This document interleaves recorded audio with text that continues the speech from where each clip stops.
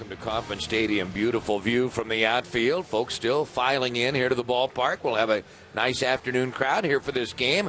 They're bundled up. It's a little cool, but red-hot pitching matchup and should be a fun ball game.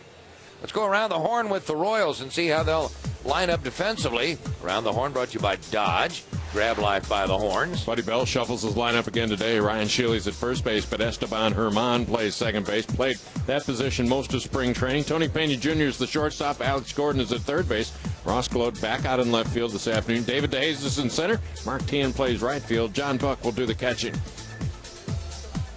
The Royals defensively just tweaked a little bit from the first two ball games. Now we'll check out the Red Sox lineup presented by Kia Motors. Kia, the power to surprise. Same lineup we've seen the first two games of the series for Terry Francona. Lugo at short, Youkilis at first, Big David Ortiz the DH, Ramirez in left, Drew in right, Lowell at third, Jason Varitek behind the plate, Coco Crisp in center, and Dustin Pedroia is the young second baseman batting ninth for Boston. Now each team with a 7-1 victory so far in this series, as Zach Greinke awaits taking off that jacket and heading to the mound. You talk about some of the players that have come from other countries to pitch here in the States in Major League Baseball. Hideki Nomo is really the first one to come over. That was back in the mid-'90s. He comes over with the Dodgers. He wins National League Rookie of the Year. Kaz Sasaki was an outstanding closer for the Seattle Mariners. He was Rookie of the Year. He ended up going back to pitch in Japan. Really didn't like everything, all the culture and everything here. Wanted to go back to his home country. Hideki Irabu came over with the New York Yankees. Now that one kind of flamed out. He ended up over in the National League pitching with the Montreal Expos. Didn't go all that well for him. You also see others that have come like here. Of course, we had one here in Kansas City, and Max Suzuki, and he was a lot of fun to have around. Didn't have as much success as some of the others, but from the mid-'90s on, they have come over here on a regular basis. Mac didn't have quite this media entourage that the Daisuke was contending with. Look at all those. That's just the photographers. They also have writers, TV people. This game being televised back to Tokyo about 3 in the morning back there. So it is crowded in that camera bay over there on the third base side. And at this time of year, when you haven't seen somebody, you want the scouting report and the special K report. He throws a couple different fastballs, 4-seam, 2-seam, moves it all around, usually in the low 90s. They say he's touched 100 miles an hour in games where I've seen him. He really hasn't come close to that. He'll throw several different breaking balls, the curveball, the slider. He'll cut the fastball. He's got a split finger pitch that he uses for a straight changeup, and he also throws another straight changeup that's more like a circle change. That's that gyro pitch that they talk about. But he likes to set up the fastball with the slider or the cutter and uses the splitter many times as his out pitch. Big thing that I've seen with him is when he pitches with the fastball, he's got late life on it. It kind of sneaks up on hitters, and it's pretty easy for him to get hitters to chase the ball out of the strike zone when it's upstairs.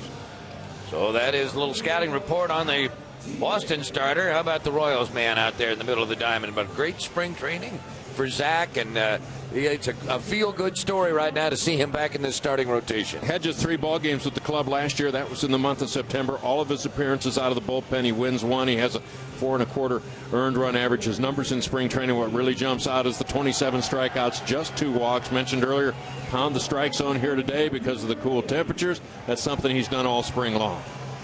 He'll be working with John Buck behind the plate.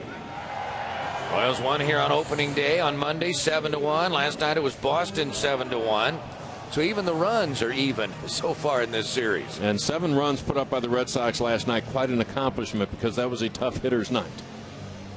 In each of the ball games, the Red Sox have been able to get on the board in the very first inning. They scored their 1-run Monday in the first, and a 3 spot last night in inning number 1, and they were never headed after that. Wind blowing toward right field, toward the right field corner, as you gaze out that direction right now. Out of the north-northwest, same direction that it was blowing here last night. Made this ballpark pretty big. Somewhat of a hazy sky right now. We had a clear sky and more sunshine earlier. Here is Lugo leading off, and we are underway as Zach throws a strike that grabs the outside corner.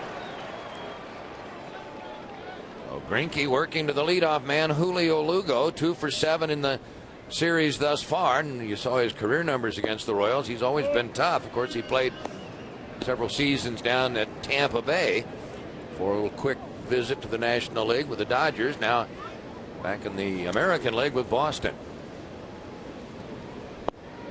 Greinke falls behind in the count, 2-1 here. As the sun's trying to peek through right now, just a little brighter. That would be of assistance to have some sunshine today. Zach has never beaten the Red Sox in his career. It'd be a good day to change that. And a drive to left field. Ross glowed watching the ball as he nears the warning track to gather it in. Out number 1. So we are underway officially here on this afternoon ball game. Our official game time. First pitch was at 1:10 and game time temperature 36 degrees. All brought to you by the parking spot. Easy to park, easy to spot. The parking spot at KCI. That 36 degrees is right about the temperature when last night's ball game ended. Got cooler as the evening progressed.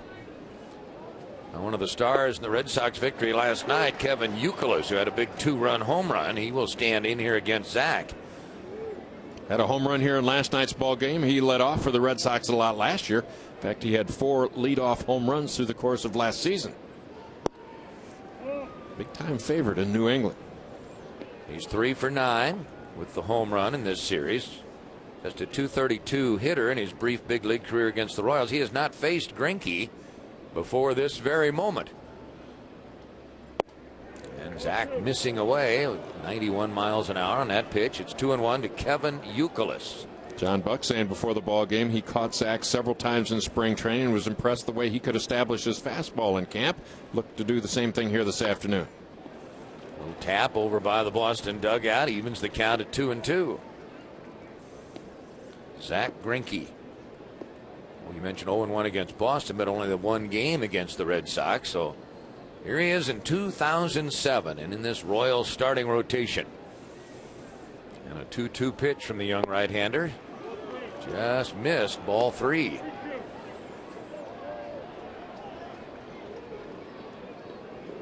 Greinke had only walked the 2 batters in the Cactus League. Oh boy, was that pitch. Ball 4, and Youkilis draws a free pass. Take another look here. Ball is all over home plate. The fact that home plate umpire called it a ball tells you probably low and out of the strike zone. So Red Sox get the first base runner of the game. Youkilis, pretty good eye. He's one of the most patient hitters in the American League. So 1 on, 1 out. And the Red Sox big boppers are due up there next. David Ortiz. How about almost 300 runs batted in the last 2 years? That is production. And there's a call strike. Ortiz 1 hit in this series. It was an RBI double on Monday. Royals have the 3 infielders to the first base side of second here. The shift on for David Ortiz. And Ortiz takes an off-speed pitch for strike 2. There's the defensive alignment. So you got the third baseman, Gordon, playing a fairly normal shortstop right there. Thing about Gordon, he knows he can go as far as he wants to, either left or right. He doesn't have to worry about getting in the way of the shortstop. He's got the entire left side. There's a punch out. Ortiz didn't get the bat off his shoulder in that appearance, so 2 gone. Well, what really set out that whole plate appearance is Zach got pitch 1 over the plate. Now here comes the circle changeup, the straight change. Great location, good tailing action, just getting a piece of that outside corner. And then he's able to come back and just thread the outside edge with a fastball right there. Well thrown by Zach Greinke to get a big hitter. Yeah, he would qualify, wouldn't he? So 2 outs in the inning. Runner still at first. And another fairly colossal offensive threat will be up there for Boston, Manny Ramirez. He has 1 hit in this series in 6 official at-bats. And Manny hadn't seen a lot of Zach. He's 0 for 3 against Greinke. 9 straight seasons with 100 or more RBIs. How steady can you be? 11 overall, but 9 in a row. Yeah, that's pretty consistent at a very high level. Ball 1 the count. He's also had 30 or more home runs 9 consecutive years. And he brings along a good batting average, Norman. In fact, he has won a batting title. One of the things that's tough when you face Zach, he can throw any pitch at any time. There's a breaking ball right there, splits the middle of the plate. That's right out over the plate, but you change speed, you tend to lock up the hitter. 1-1 here to Manny. And Manny asking for time.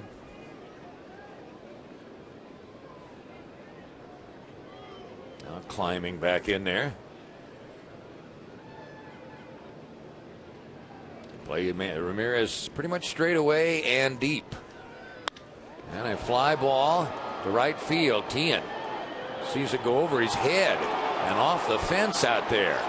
And a run is in. 1-0 Boston. So for the third straight game, the Red Sox score in the first inning. Good power to the opposite field by Ramirez, who drives in a run. It's a 2-base hit. Zach tried to come back and slip the fastball by Manny Ramirez on the outer part of the plate, and that's the quick bat and the terrific power that Ramirez possesses. Tian does not get a good read on this ball. He turns around a couple different directions trying to catch up with it and locate it. The ball, by the time he gets the warning track clearly over his head, by the time he had made that move right there, he was sure that he couldn't get it. Just hoped to get a good carom and maybe keep that lead base runner Youkilis from scoring from first base. Well, as was the case last night, a base on balls. That man comes around to score in the first inning, and it happens again this afternoon. Now, ball one to J.D. Drew. Well, now you'd really like to see Zach get this guy and hold them to just the single run. He scored one run, their only run Monday in the first, and a 3-run inning last night, which was more than the Royals could overcome in the ball game. Mentioned last night, the Red Sox coming up with 7 runs on a very chilly night here at Kauffman Stadium. 4 of those runs direct result of a walk. So Greinke will have to pitch behind in the count here to good left-handed hitter J.D. Drew. 3 for 7 in this series is the former National Leaguer. There's an off-speed pitch for a strike. Drew, lifetime against the Royals. The Royals really saw quite a bit of him in interleague play, particularly while he was with the Cardinals. He hit .304 lifetime thus far against Kansas City pitching, but he is 2 for 3 against Greinke. Well, it's even at 2-2.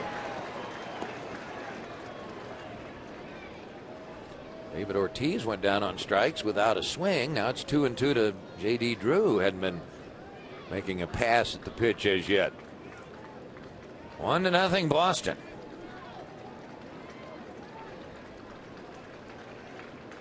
Ramirez, the runner at second.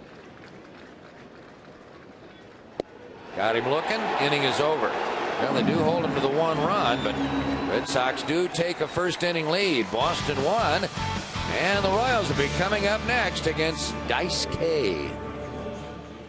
Boston won. The Royals coming up as the photographers taking a few shots between innings of the Boston starter. Now look at that little crowd back there. Now here comes Varitek, and it's a capacity crowd right behind home plate. Wow. And there he is, the starter, Daisuke Matsuzaka. And how about the Royal lineup he'll be facing? There are his numbers in Japan last year. He started. He also came out of the bullpen. Royals lineup is presented by your local Toyota dealers. Toyota, a smart way to keep moving forward. De Jesus in center. Esteban Herman gets the start today at second. Tian and right. And Neal Brown's the DH. Gordon at third. Shealy at first. Glode in left. Buck behind the plate. Pena at short for Buddy Bell.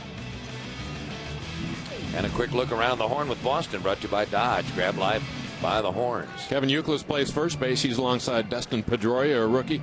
In at second base for the Red Sox, Julio Lugo is at shortstop. Mike Lowell had a tough defensive night here last night, but back at third base today. Ramirez, Chris, Drew in the outfield from left field on over to right, and their captain is their catcher, Jason Varitek. Well, here's David, who's still looking for his first hit. He's 0 for 8, and he'll lead off against Matsuzaka.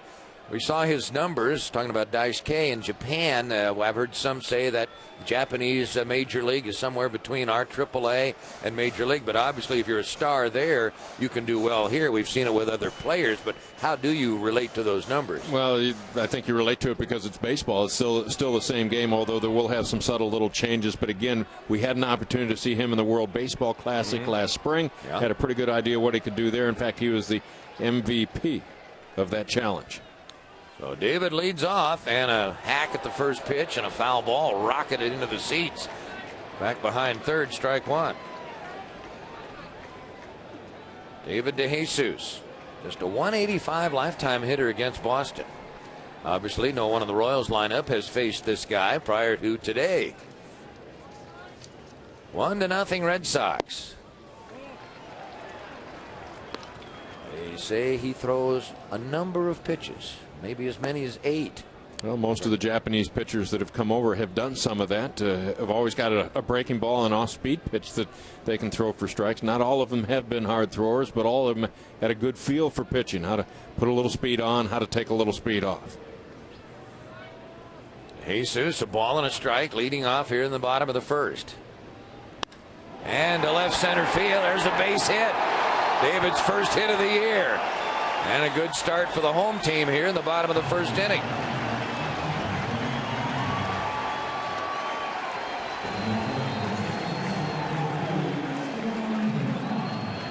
Well, Matsuzaka has a number of weapons, as Bob mentioned, a lot of different pitches to work with. He can move the ball around with all of them, throw strikes with all of them, can deliver any pitch at any time. That's a fastball, has a whole lot of the plate right there. David just covering the plate, likes to work the middle of the field anyhow. Plugs the gap in left center field. Coco Crisp over quickly to cut it off. Now Esteban Herman makes his first plate appearance. He is in that second spot on the order. Grudzielanek not in the lineup of the day game after the night game. And of course, Grudzielanek with the recent surgery on the knee. So there he is as he watches play in that first base dugout. I tell you, Herman had a terrific spring and a great season for the Royals last year.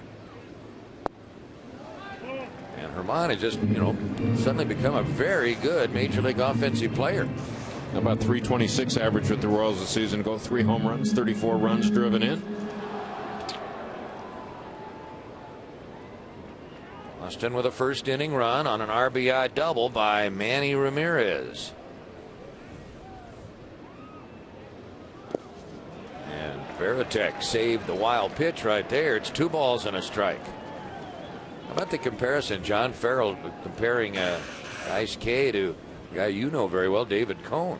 Well, the similarities because of the body size right there and the stuff. Daisuke will show you a couple different leg kicks. A quick kick right there. Not quite a slide step, but pretty quick on his delivery to the plate to try to negate that running game.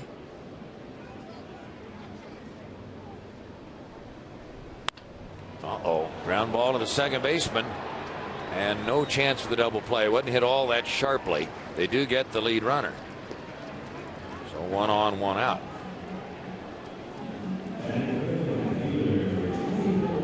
Royals held to just the 1 run here last night, hoping for a bounce back effort today against this highly touted young right-hander. Mark Teahen will bat now. 3 hits so far to begin the season, 2 of which came on opening day. Royals could muster just 3 hits overall last night against Josh Beckett and a group of Boston relievers. Herman, a good base runner, is on at first. And inside, ball 1 to Mark Teahen. Mark had that terrific second half to last season. Always been a left center, right center type hitter, using the middle part of the field, but a little bit quicker the second half of the season, more capable of pulling the ball. Even that inside fastball that had tied him up for better than a year. That's a good breaking ball right there. Matsuzaka, quick little slider, getting it in there on the inside corner. What makes guys tough is when they can change speeds and command both sides of the plate. That's pretty good command right there. Ball and a strike here. 1 on, 1 out. Red Sox with a first inning run today.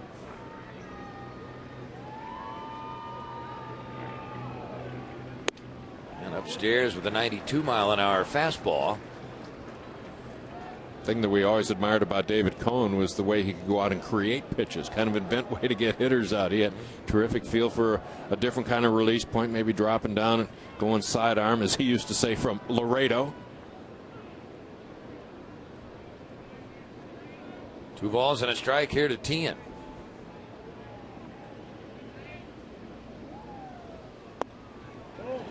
Just missed with that pitch. Well, after seeing him come inside, come back outside with a breaking ball, try to, as they say, backdoor it, drop it on the outside corner. Probably wanted to throw a strike right there. He didn't want to go into 3-1. Let's see what Teahen might get here.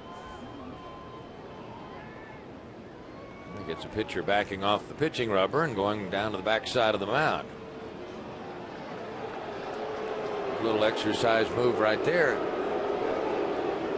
His home ballpark in Japan was a dome stadium. There's some talk about how would he be in cool weather.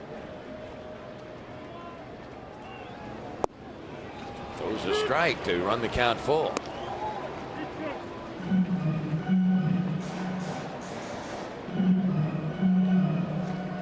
David DeJesus, a leadoff single here in the first, and a force out. Herman's the base runner now with one gone, and Tian awaiting a 3-2 pitch. Herman, good speed out there. He's going. It's ball 4. So Buddy Bell started the base runner, and Tian draws a walk. That's going to be a big item for the Royals today. Don't swing at pitches just out of the strike zone. Matsuzaka is a master of getting guys out on his pitches. If he can get ahead in the count, he's going to work all around that strike zone. Get ahead early, try to get hitters to chase, and we've seen him effective in the past as you're swinging at fastballs that the letters are higher, or breaking balls just off the plate down and away.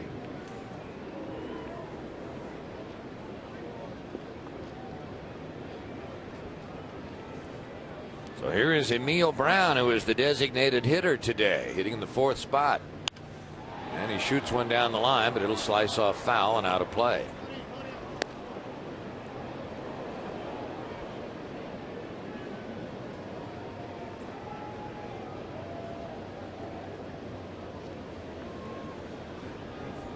Neal Brown played left field last night for the Royals. Nothing for 3. DHing here today. And a little check swing.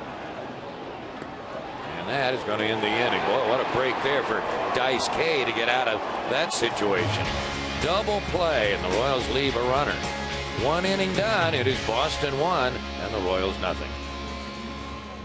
See if he can keep these Red Sox at bay here in the 2nd inning. It'll be Mike Lowell, Jason Varitek, and Coco Crisp. Royals got a hit and a walk in the first, but the double play ended the inning. Here is Lowell, who's had a couple of hits in the series, including a double.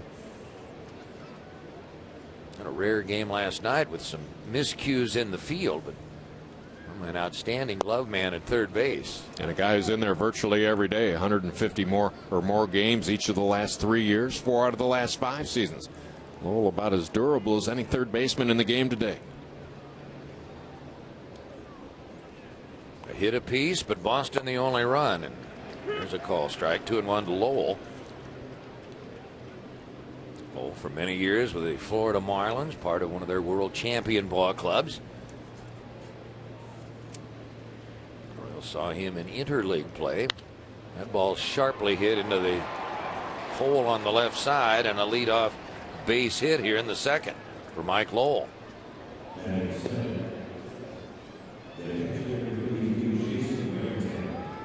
the Red Sox have their 2nd hit of the ball game. Lowell's 3rd hit of the series. Zach started him off with a couple fastballs. After breaking ball, came back to the fastball again. Lowell was waiting on it and shot a single through that left side of the infield. Lowell, one of the key figures in the Florida Marlin championship team, hit in the middle of their order. That's a quality bat.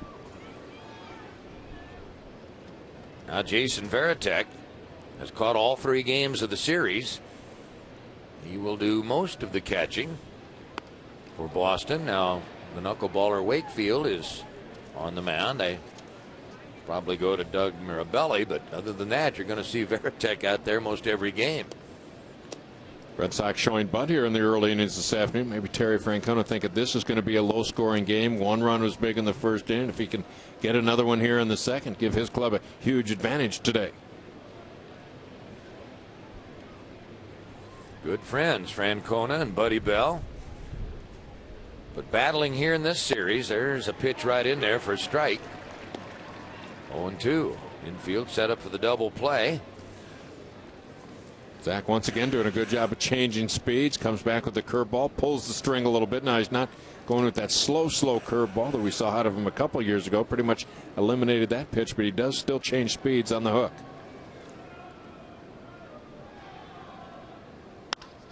And the ball popped up to shallow left.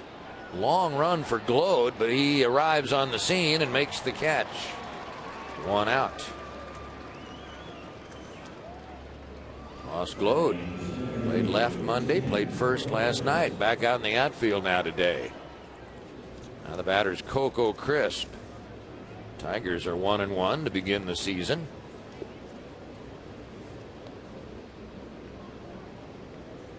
Yeah, had a little weather problem today in the Motor City. Imagine that in early April. It's cold.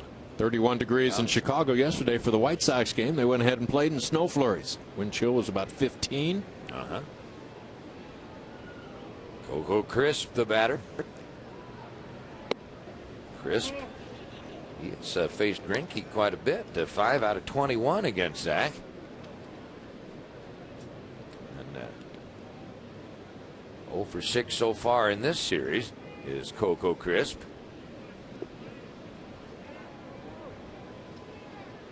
The sun was trying to peek through. Now it's pretty much overcast again. Strike 1, 1-1. Zach maybe got away with a mistake right there. Fastball up in the zone, and Crisp had a pretty good rip at it as he fouled it straight back. Crisp, not the kind of guy you want to pitch upstairs. That gets the ball elevated for him and gives him a chance to get it in the air. So many of the little guys want to hit the ball on the ground. He likes to muscle up a little bit, so he's a guy you want to pitch down around the knees. Crisp, the only Red Sox who has gone hitless in both games of this series. In fact, 5 of their guys have hit in each game. They've used the same starting lineup all 3 contests. Same batting order. Mike Lowell at first, not normally a base stealing threat.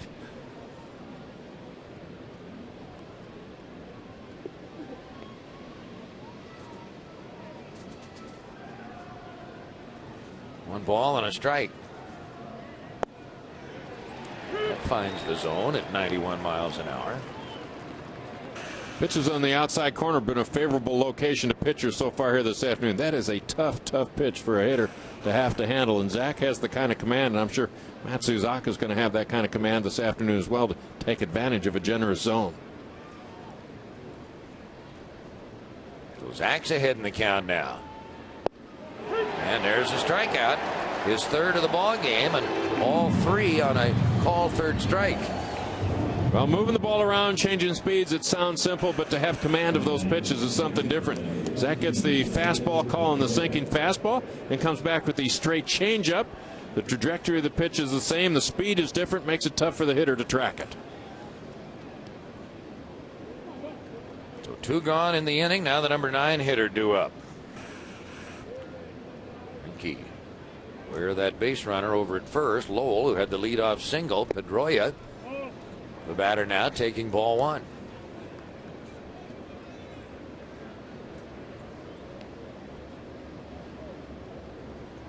Pedroia, 3 for 6 in this series, but 5 for 10 against the Royals. He played against the Royals late in the season last year and had a home run. 2-0 here, Dustin Pedroia. Red Sox have had a lot of turnover at that second base position over the last 4 years. Look at Todd Walker. Saw him 1 year. Saw Tony Graffinino, Mark Loretta last year. Mark Bellhorn, popular player in Boston. So that's 5 different second basemen over the last 5 seasons. Well, they're hoping this young guy can be their long-term solution. They brought in Lugo to play short, so they're kind of restructured up the middle. Coco Crisp and in center field. Now they've got the anchor behind the plate with Varitek. It's a ground ball to Herman, and out at first, and the inning is over. So Zach worked around the leadoff single by Mike Lowell. Still 1-0 Red Sox. Matsuzaka back to the mound for Boston. He has a 1-0 lead with which to work. And he will deal with Alex Gordon, Ryan Sheely, and Ross Glode here in inning number 2. Royals have a hit. David DeJesus, first inning single. See Alex Gordon off to that slow start, Bob. The 0 for 7 includes 4 strikeouts, but That's a little bit deceiving. He's had some pretty good at-bats, and let's not overlook the fact that he's faced two of the better pitchers in the American League in games 1 and 2. Curt Schilling here on opening day, followed by Josh Beckett here last night, who was outstanding. Well, today goes against this under-publicized pitcher. Well, that's life in the big leagues. Oh, yeah. This is the reality of it. They're gonna trot some guys out there. You wait till you see some of the boys over the weekend. And Alex, a drive to left center field, but Manny Ramirez over to make the catch. 1 out. So 1 gone in the Royals' second inning. Let's give you an injury update brought to you by Menorah Medical Center, your HCA Midwest Hospital. Disabled list. Got some pitchers on that list for the Royals right now. And Octavio Dotel, if you didn't hear about it yesterday, he has gone on the disabled list. Now, that was retroactive to March 30th, but they want to get him healthy. And then you got some starters on there. Nick Schwartz, the Royals' head athletic trainer. Things go well for the Royals. They could get Dotel back on the Sunday of that first road trip. The club is in Baltimore because of the ability to backdate that a little bit. Luke Hudson says he's doing well. Scott Ellerton running well ahead of schedule after his rotator cuff surgery midseason last year. Sheely had to jump away from that pitch. It's a ball and a strike to Ryan. Sheely 0 for 3 on opening day, back in there this afternoon. Ross Glode played first base last night against Beckett. And a strike. Sheely came over to the Royals last year, played the last couple of months of the season and put up some pretty good numbers. Ended with a .280 average in 51 games, but 36 runs batted in and 7 home runs in that time. Project those numbers out over a full season, and you can see the possibilities with this guy. All the pitchers that have come over from Japan have been deceptive with their deliveries. Always a stopping point in their delivery to where they gather themselves, get on balance. His is as he rocks back, hands well above his head. 2-2 to Ryan Sheely. And to right field. Will it get down? No. It stays up, and J.D. Drew makes the catch. 2 up, 2 down here in the Royals' half of the second inning. Lost him in that first inning run and a 1-0 lead. Now Ross Glode. Ross had, as you know, a terrific Cactus League. Arguably the Royals' hottest hitter most of the spring. And he has 3 hits and 7 tries to start the regular season.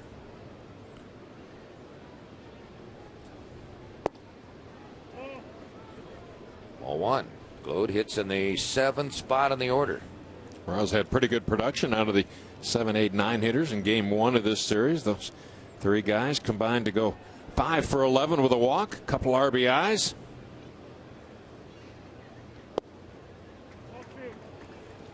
And Matsuzaka falls behind here 2-0. Daisuke is 26 years old. His birthday's in September. How about those lenses? Oh, pretty impressive. Going to get more Japanese media at his next outing. Figures to be back home at Fenway Park against the Seattle Mariners. You realize who's leading off for the M's? Well, I would guess Ichiro would. It'd be his first pitch that he throws at Fenway. Boy, had him tied up with that pitch. 2-2 now to Ross Glode. Well, when he pitches effectively, he spends a lot of time just out of the strike zone like he did at that last pitch, that little slider down and in. Started off on the plate, break it out of the zone, get a hitter to swing at your pitch.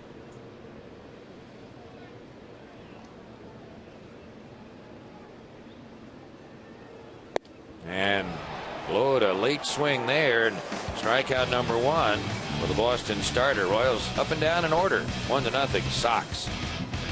2 innings in the book here this afternoon at Kauffman Stadium. Red Sox lead the Royals 1-0. Changeup has been a big pitch for both of our pitchers here today. Daisuke on your left. You see the index finger and circle on the inside part of the baseball. Second finger to the inside. Zach, the second finger, is on top of the baseball. He doesn't close up nearly as much on the inside part. Daisuke with that grip and his release is going to get more screwball action, sinking action down and away from left-handed hitters. Zach more over the top. He should get that pretty much straight down movement on his change. Zach will face the top of the order here in the third. Lugo taking a hack at the first pitch, and a foul pop-up down the line that will reach the second row of seats out of play on the tarp down there. Strike one. Matsuzaka has pitched 2 shutout innings, giving up 1 hit so far for Boston.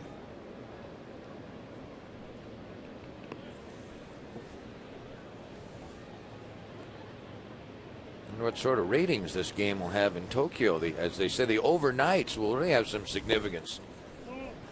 In the middle of the nights. The middle of the nights.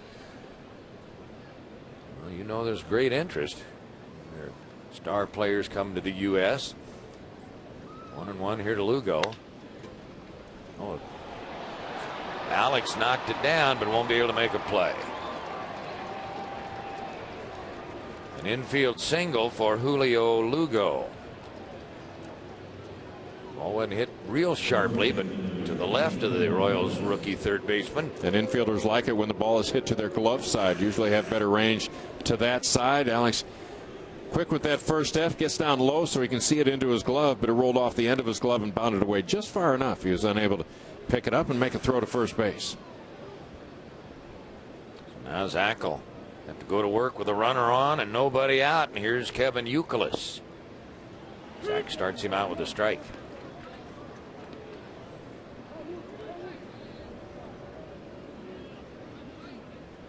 Youkilis hit a tremendous home run here last night. Boston's only home run so far this series. Royals have one as well. John Buck on opening day. Fly ball to right. Tian slipped, but out to make the catch is Esteban Herman. So there is out number one. David Ortiz, the batter. Ortiz called out on strikes in the first inning. The shift is on with 3 infielders to the first base side. And Ortiz, a little tap over by the Royals dugout. Strike one. Hitters like David Ortiz, Manny Ramirez put so much pressure on their opponents because when they step to the plate, everybody's in scoring position, including themselves. You get a man on first base. That's how quickly they attacked in the first inning. A 1-out walk to Youkilis, and Ramirez finds a way to drive him home. Ortiz did it here on opening day. Get a man on base. He drives him in from first.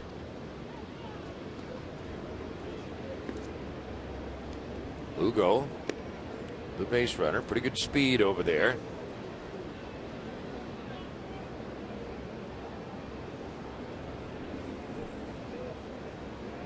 Boston really not what you would call a running team.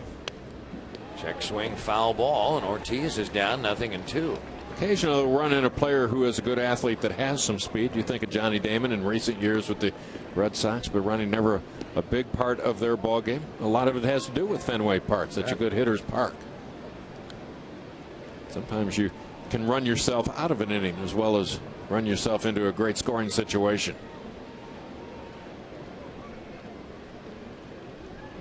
What will Zach throw here? 0-2 to this dangerous left-handed batter. 92 miles an hour, but missed away. Pretty good pitch right there, just off the plate. Forced that hitter and the umpire to make a quick decision. That one's with the tailing action, drifted well off the outside corner. So do you stay right there? That outside corner has been good to pitchers so far today. Or do you balance that out? If you come inside, you want to make sure you don't make a mistake and get it to back out over the plate. Got him looking for the second time in the ball game, and Big Papi not very happy.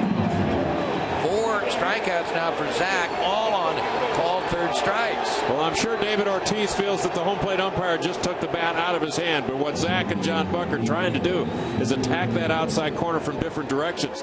The 0-2 pitch was that tailing fastball. to the outside part that went outside. They go to the next pitch. It is a backdoor breaking ball. Started outside, drop it onto that edge. And what adds to the significance, Ortiz is a big man with a small strike zone. That's because he's got good knowledge of the strike zone. It's tough to expand the zone on him to where you can get him to swing at pitchers' pitches. Thank you for clarifying that. I didn't think it made much sense. Here's Manny, who drove in the Boston run with an RBI double in the first. You can have smaller hitters that have big strike zones because they'll expand it themselves. Go ahead, and once you get them started swinging, they'll continue to swing. But Ortiz is the opposite way. He narrows that thing down. He's very patient, very selective at the dish. Ramirez knocking in the run in the first inning. Now he takes a strike here. Ball and a strike to Manny.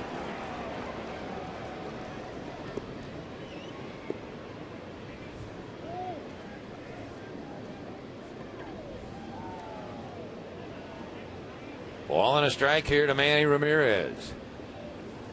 Royals down by a run. Boston has had a base hit in each of the first 3 innings. And Manny, did he swing at that? Lugo stays at first. One of the things that makes Ramirez such a good hitter is he's always on balance. Even when you make a good pitch like that, you got a favorable count. But he waits long enough. He's patient enough. It's tough to get him off balance. Stayed on balance there. He was able to check in time. Yep, they go 2-1 with the count now.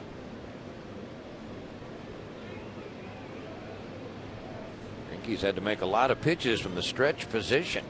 2 of the 3 innings, they put their leadoff man on. In the first inning, it was the second batter that got on. We're now 3-1 to Ramirez.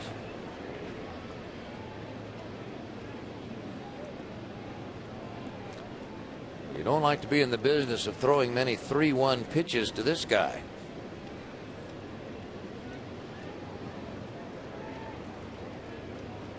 You want it in a good spot here. There goes the runner. And knocked down by Gordon, but no chance to throw him out.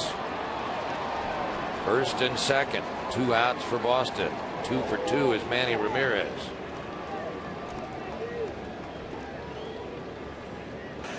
Well, you fall behind in the count to Manny Ramirez, you just figure he's going to hit the ball hard somewhere. Fortunately for the Royals, it stays on the ground. Unfortunately, it's just out of the reach of Alex Gordon at third base, who had no play once he knocked that ball down.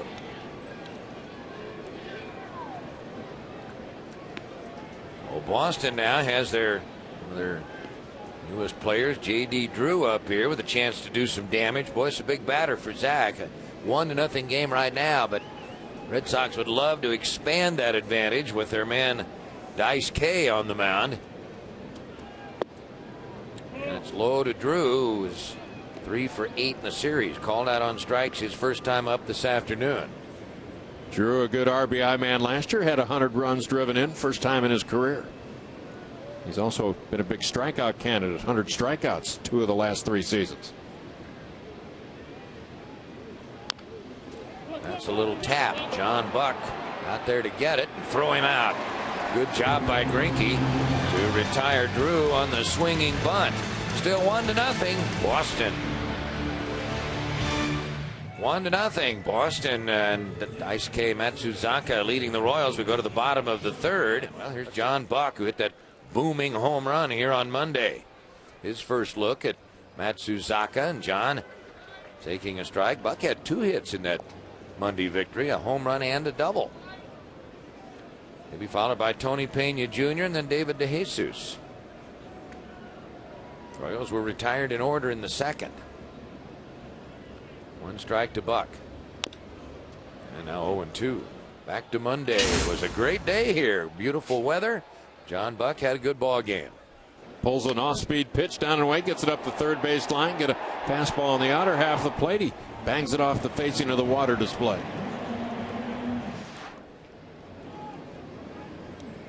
Draws leadoff duty here in the bottom of the 3rd. Red Sox have out-hit the Royals 4-1. Boston has stranded 4 base runners in the first 3 innings. And there's strike 3. Second strikeout of the ball game for Matsuzaka. Matsuzaka establishes the curveball on John Buck. He gets the first one over for a called strike. He comes back with another curveball, so he's established the curveball. He's got John swinging at that one, fouling it off, and then the final pitch, they just get right after him with the fastball. Hadn't seen the fastball yet. You've thrown the curveball for strikes, and John can't pull the trigger. That's what makes him tough. He's thinking all the time, changing speeds. When you can do that, many times you can stay a step ahead of that hitter. Here's Tony Pena Jr. Had a couple of 3-base hits here in the Monday game. The newest Royals came over late in spring training in that trade with Atlanta. Plugged in as the Royals starting shortstop. 1-1, Tony.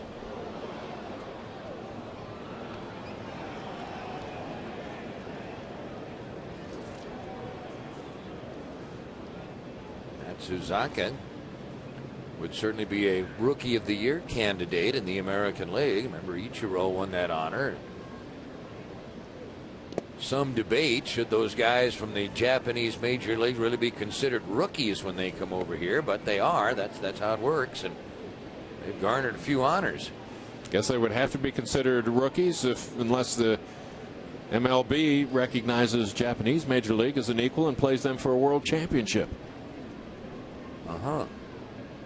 At that point, you become an equal. Until that time, this league is usually viewed as a little tougher, so he remains a rookie. And a little miscommunication for just a moment, but they get the out at first as Youkilis got back to the bag. This is the toughest defensive play for pitcher and first baseman. It's a communication play. You got to be able to read the other one. The onus is on that first baseman. He's got to recognize the play, know the defensive capabilities, the range of his pitcher. First baseman, get everything that you think the pitcher can't get to. You got to read that play. You've got the whole play in front of you. Well, the Royals will start through the batting order for the second time now. David DeJesus had a base hit leading off the first inning. He has the Royals' only hit thus far. Tian drew a walk. He's the only other Royals base runner. 2 out, nobody on as Matsuzaka looks to retire the Royals in order for the second consecutive inning.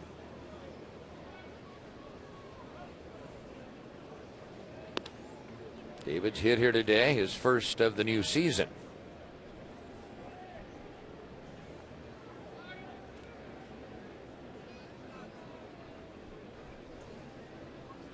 Boston up 1-0.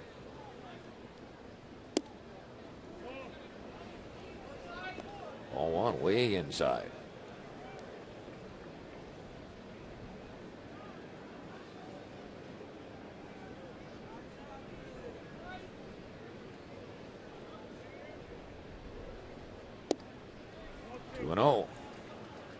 They talk about the poise of Matsuzaka. Clearly knows the tempo that he likes, that he's comfortable with, goes at his own pace right here. He's in no hurry at all. A couple deep breaths. Check out your sign. And that deliberate windup. He brings the fastball in for strike one. Well, started with a couple sliders in on the hands. One way in off the plate, another one just off the plate, then come back with the fastball, but it's down and on the outer half. Tough pitch to handle.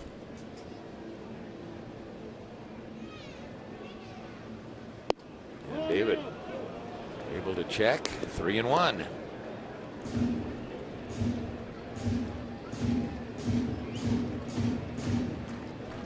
I can see the similarity between this right-hander and David Cone. Haven't seen him drop down to throw sidearm yet, but the stuff is similar. The size is similar. Velocity also quite similar. But how about the personality? Well, this guy might be a riot over in Japan. Coney was pretty good here. David had a pretty good hack, but fouled it back. 3 balls and 2 strikes. Full count.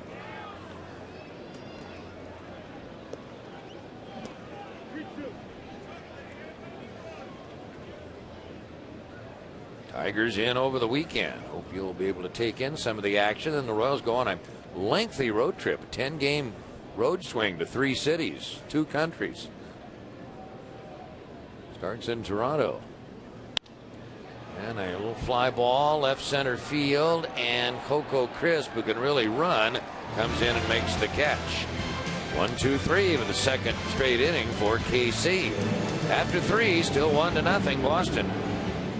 On to the 4th inning we go. Boston leading 1-0. There's your pitching matchup. These two young right-handers. The Royals have been retired in order each of the last 2 innings. Greinke's given up 4 hits, but just the 1 run so far. We thought we were going to be treated to a pretty good pitcher's performance here this afternoon. So far, we have not been disappointed. The only extra base hit in the game turned in by the Red Sox. Really important for Zach to keep it going here and keep the Royals within range of this guy and the Red Sox. Now, how about a little baseball trivia? The Aflac Duck tells us.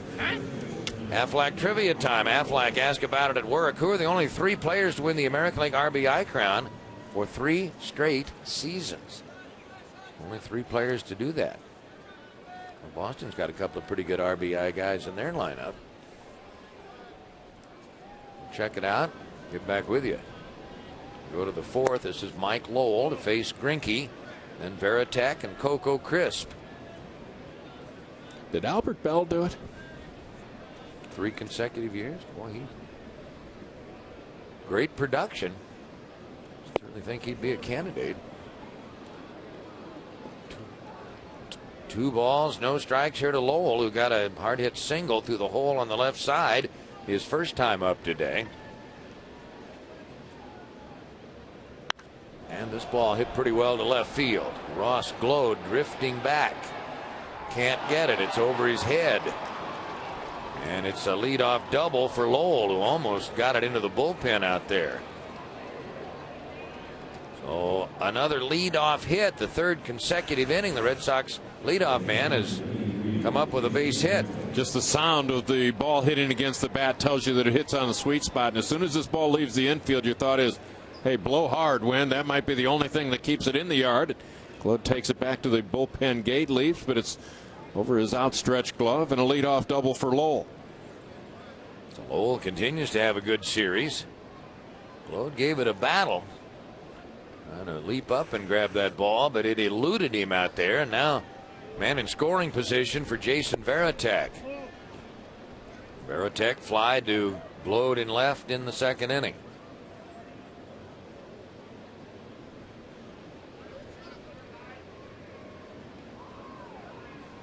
One to nothing Boston lead. They now have 5 hits. Royals just 1 hit.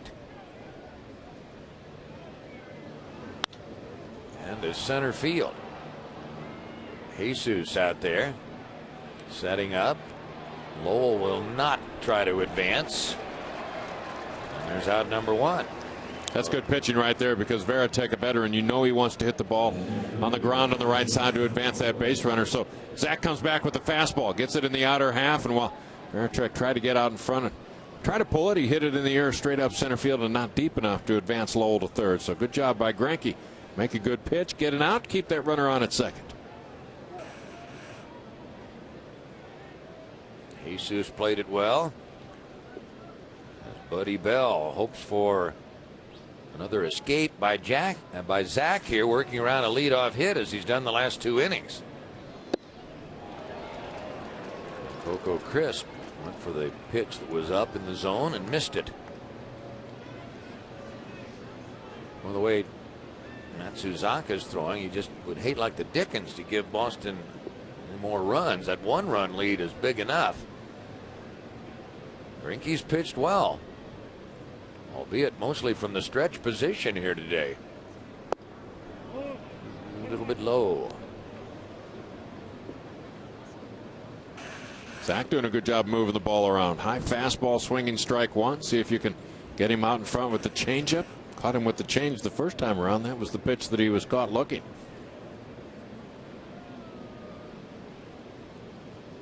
One ball, 1 strike. Trying to go the inner half and missed inside.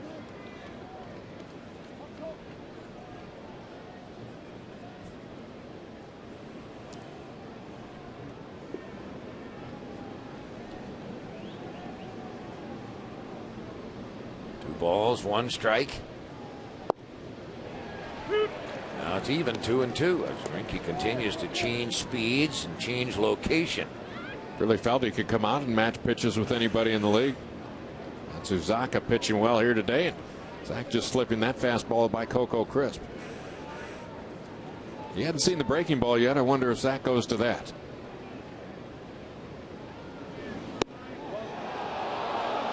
And a collective groan from the Royals fans here who wanted to hear strike 3 right there. And so did Zach. That might be the first time today that this pitch has not been called a strike. So now the count has gone full here to Coco Crisp.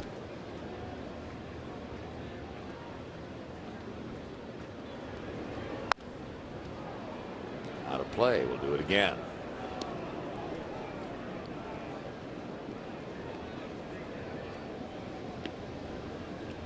Zach Greinke had a pretty good experience last year, going to Double-A and playing for Frank White's team down in Wichita, and part of that ball club that went into the Texas League playoffs. Playing with a lot of guys his own age, like Gordon and others.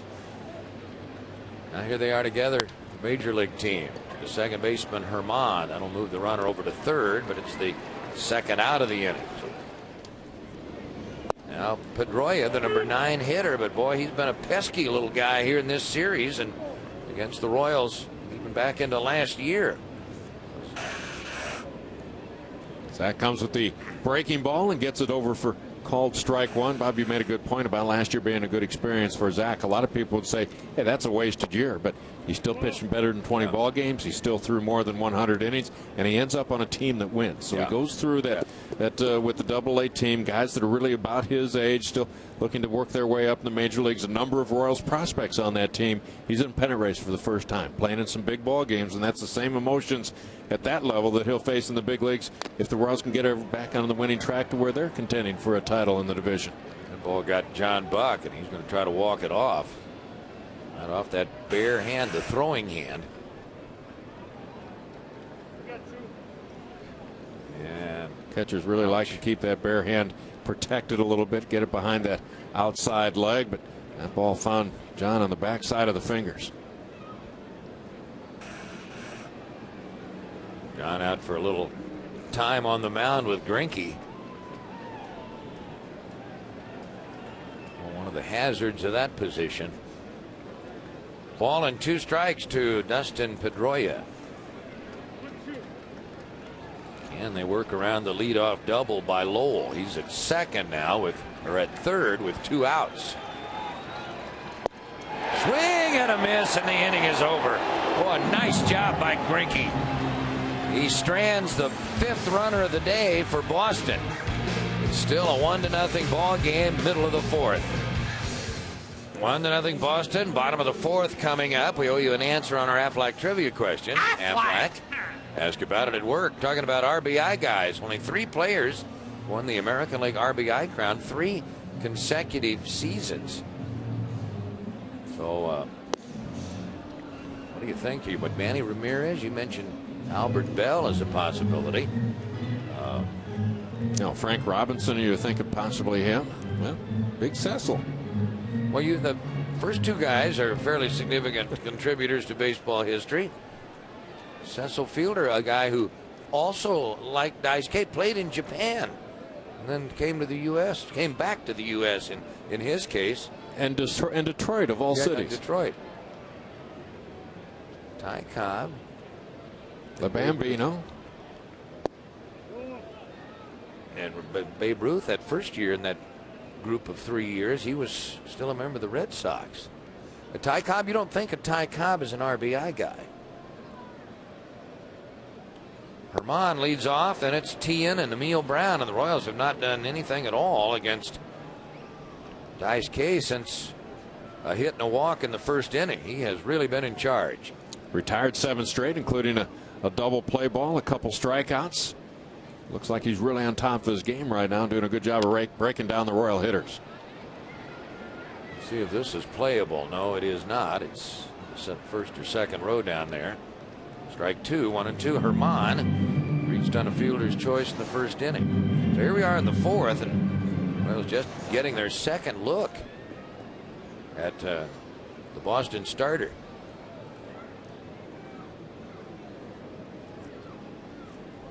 One to nothing though. Red Sox.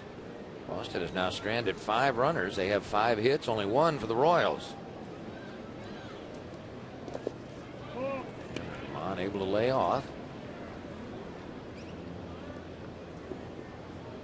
Vermont's the starting second baseman this afternoon. Grudzielanic's been fun to watch the first 2 games. But this guy will get plate appearances. He'll play a lot of day games after night games, you would think, at second base. Could be the DH on occasion, be a key pinch hitter for the Royals. Might see a little time perhaps in the outfield. He did some last year. Bob, you think back to last year, Esteban Herman has consistently gotten as good at plate appearances as anybody else on the roster. A strikeout begins the bottom of the 4th.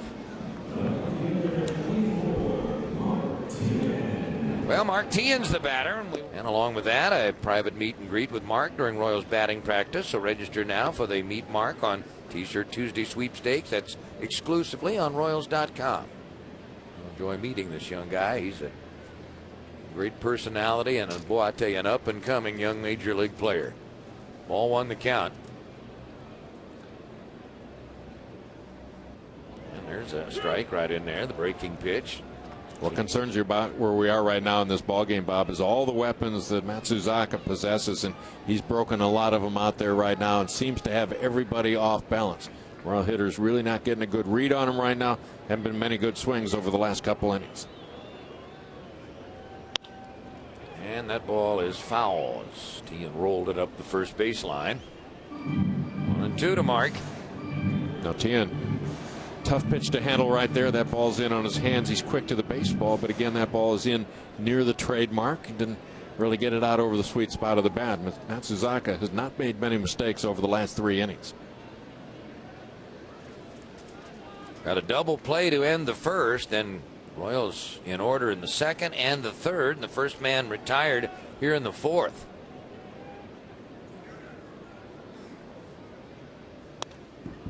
That's a pretty good swing there. Now the pitch was in on him a little bit. Tien fights it off. It's still a ball and 2 strikes. Well, Daisuke came back with the fastball, and when you talk about him and his stuff, you talk about late life on his pitches, and even though that ball's out over the plate a little bit, there's a little extra zip on it. Instead of Tien getting out in front and getting to that pitch, it gets back in him just a little bit. That late skip on it gets it to the top of the bat. He's doing a good job of keeping the ball off the sweet spot of the wood for the Royals here in this inning. Now the count evens out 2-2. Hasn't thrown the splitter much here this afternoon, but there is the grip. He's gone straight changeup, curveball, slider, fastball, and a new weapon. He does a good job hiding the baseball too, doesn't he? Well, he's very deceptive. I can see where hitters probably going to talk after this game about how it's tough to pick it up from him. Try to lock out everything that he's doing on the mound with his delivery. And he strikes out Tien. So back-to-back strikeouts here in the bottom of the 4th. Well, we talked about the skip on the fastball. How about the quick break on this curve right here? Ball's got some serious drop to it, and Tien's a good breaking ball hitter.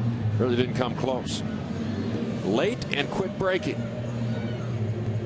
You ask Mark, and I'm sure he would tell you, he got a good look at it. He thought he saw it, thought he was right on it, but no contact. So 2 out in the inning. Here's Neal Brown, who on a check swing tapped into a double play to end the first inning. Neal now his second chance at this guy.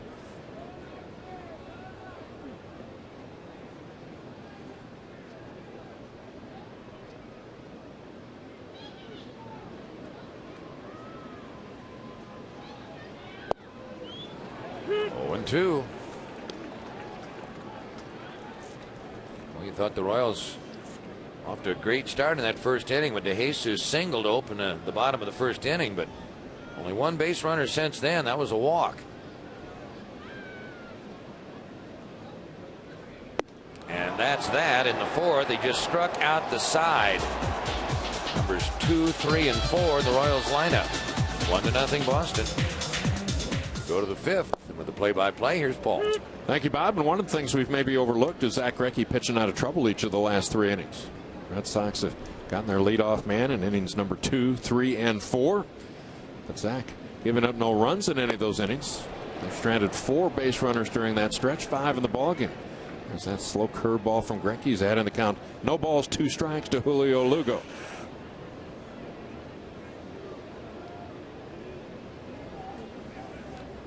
Zach, it's good to see him work from the windup. He's been pitching most of the ball game from the stretch, but stranding runners and so far giving up just the 1 run. Facing Lugo for the 3rd time today. Lugo an infield hit off of Gordon's glove at third base his last time up. Fly to left to open the ball game. Lugo now 3 for 9 in this series. There's a bid for a base hit headed for the right field corner. It's fair and 1 hop off the top of the fence. Tian in to dig it out. Lugo has a leadoff double, so 4 consecutive innings now. The Red Sox get their leadoff man on. 2nd consecutive inning, they open with a double. Well, Zach will have to go back to that stretch now after this opposite field double by Julio Lugo. Pretty good plate coverage right there by Lugo. Previous pitch, he had that slow curveball, then a knee-high fastball in the outside corner. He's got his double. And here's Youkilis. Walked and scored his first time up. Popped to Esteban Yan his last time in. One of the things the Royals wanted to do today with guys in the heart of the order is establish the inside fastball. Wanted to get that done with Youkilis. Wanted to do it to Ortiz, Ramirez, and J.D. Drew, along with Mike Lowell. Pitch inside off the plate early. Let him be aware that you can come inside anytime you want to. And there goes the runner from second. Off-speed pitch. He picked a good pitch to run on, and the throw goes into left field. Lugo's going to score the Red Sox 2nd run of the afternoon.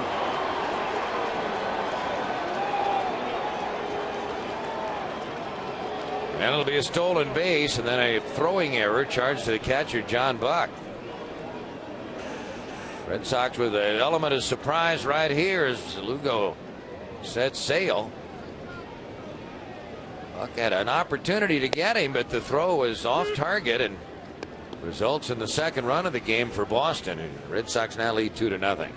Next pitch over for called strike 1 to Youkilis, so it's 2 balls and a strike. Sharply hit. Gordon to his left has it. There's the first out of the inning. So nice bounce back by Greinke to get the infield ground ball. Gordon's had a lot of business come his way today, and again 1 to his left, and nice one-hand pickup. Steadies himself and throws out Youkilis. So now into the heart of the order goes Zach as he faces David Ortiz, who's been caught looking a couple times this afternoon. We talk about pitchers staying a step ahead of a hitter. He's had some success today, and there's a drive headed for the right field corner, but the wind has it, and it's pushing it back into the seats and well foul. So Zach working hard here this afternoon. Let's check out his pitch count, brought to us by James B. Nutter, making the American dream come true since 1951. Greinke making his first start of the season. Pitch total now 76. 46 of those have been strikes. A lot of pitches that haven't been strikes have been just barely out of the strike zone. So Zach pitching a good ball game. Red Sox 2 runs, 6 hits, haven't committed an error. Well, there's no runs, 1 hit. They've had a costly error here in this inning. Threw the fastball by him. It's 0-2. Royals have the shift on again. The 3 infielders to the right of the bag at second, but everybody in the outfield is straight up as they can play and deep all the way around. David DeJesus just a couple steps to his left to get out from behind Zach so you can see the pitch as it crosses the plate. It's 1-2 now to Ortiz.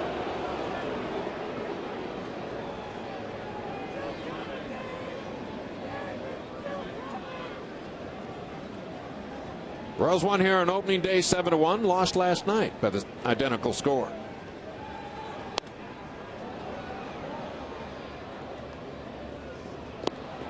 We've seen so many different Zach Greinke's over the last 3 years. We've seen him want to be a finesse pitcher where he pitches 84 to 86 miles an hour. We've seen him to where he's been consistently 92 to 94. Bob McClure says he gets his best movement when he pitches, say, 90 to 92, maybe topping out at 93 miles an hour. Four-seam fastball has great life. The sinking fastball, great action. Thinks that that is the zone that he should be pitching with that fastball. John Buck tells us that it will vary day to day which breaking ball is the best for him, whether it be the curveball or the slider. There's the curve, there's the strikeout, and Ortiz has the hat trick.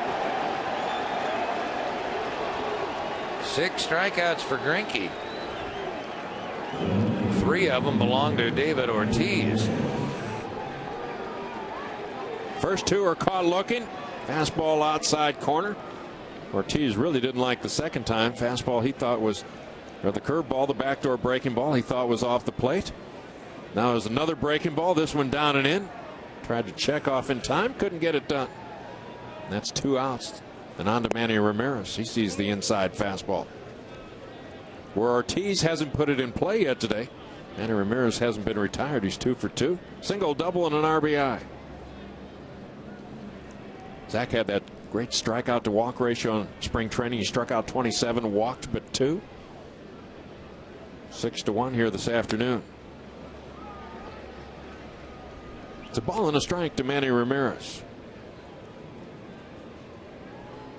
That's a great way to build your lineup if you're a manager. Pencil Ortiz in as number 3, Ramirez number 4, and then how else am I going to fill things out? Who do I want to play? Who am I going to give the day off? Those guys play against everybody. They hit all kinds of pitching. And it's a ball and 2 strikes. And they're in a great hitter's ballpark for half their games.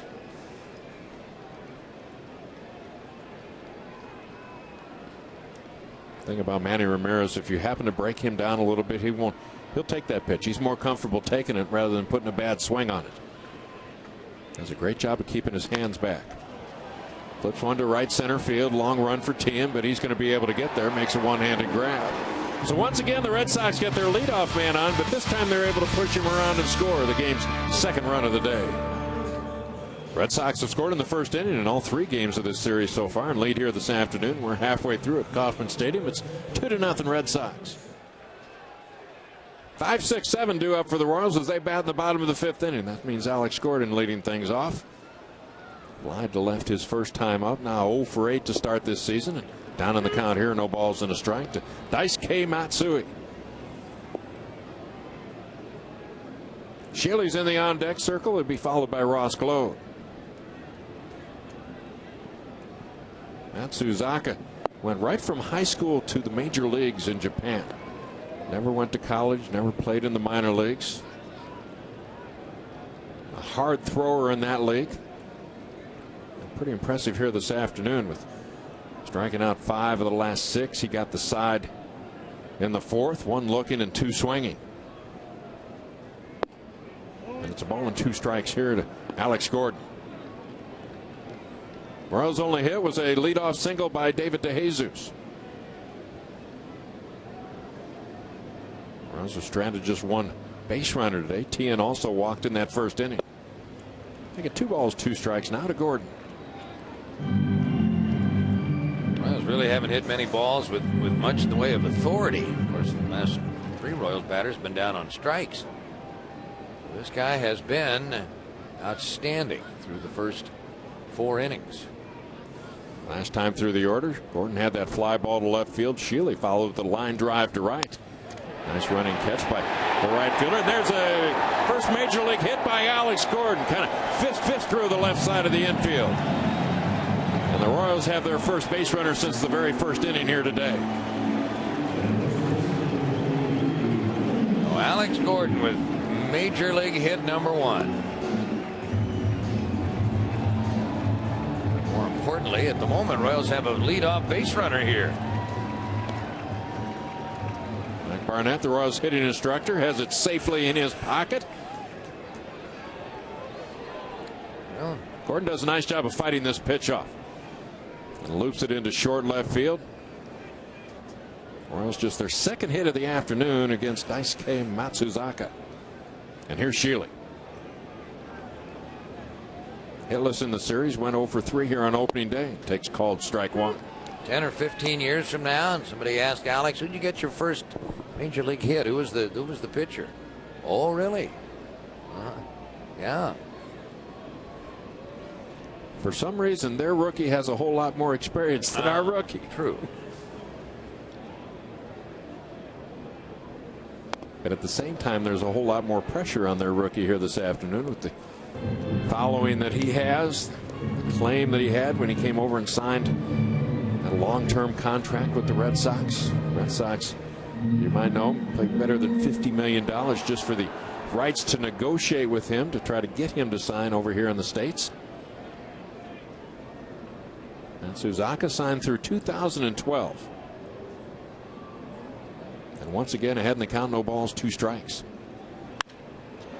In the air to right field. The wind's pushing the ball towards the corner. J.D. Drew is going to run out of room. Still no balls, 2 strikes on Sheely. Sheely no hits here on opening day. Did pick up an RBI and a sacrifice fly.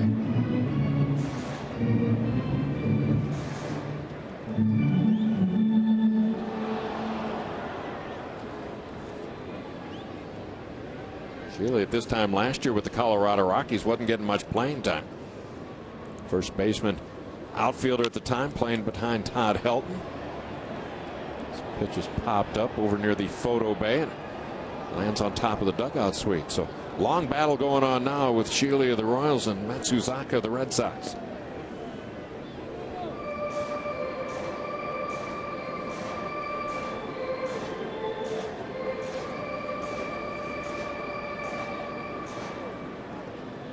Matsuzaka, 26 years old.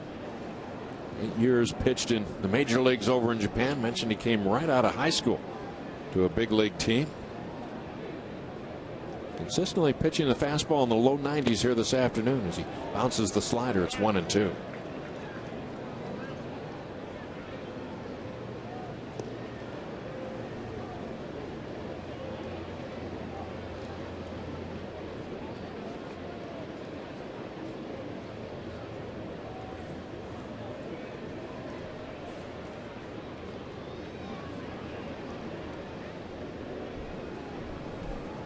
Sheely, when he showed power last year, kind of came in bunches. He'd go for a period of time where he didn't drive the ball, and then he might get a home run and a couple doubles in one game. He just caught looking on strikes by Matsuzaka. 6th strikeout of the day for the Boston right-hander. Well, look at the movement on that thing. Wow. Once he ends a strikeout, Sheely gave him a battle, but that's strikeout number 6. The strikeouts are even with these 2 pitchers. Here's Ross Gload down on strikes his first time up. We're in the 5th inning. Royals still just finishing the 2nd time through their order. There's a drive to right field. Drew at medium depth to his right and retreating, able to run it down. So Gload hit it hard, but hit it right at the right fielder. That's 2 outs in the inning. Wilmington, one of the better minor league setups. Royals had left that town for a couple years, but now back in there. Mizorok managed Wilmington earlier in his career and had a young hard-hitting catcher named Mike Sweeney, who won the batting title in that at Wilmington. So kind of a homecoming for Mizorok, who was very popular. Since that time, Michael has had his jersey number retired in Wilmington. John Buck 0 for 1 today. Taking a little bit of a beating behind the plate. Just in a high fastball right there. He was hit on a hand on this swing by Pedroia in the 4th inning. Foul tip caught him on the bare hand in the very next inning. Red Sox running the bases. Don't know if the sore hand had anything to do with the wild throw, but it certainly led to a run for the Red Sox.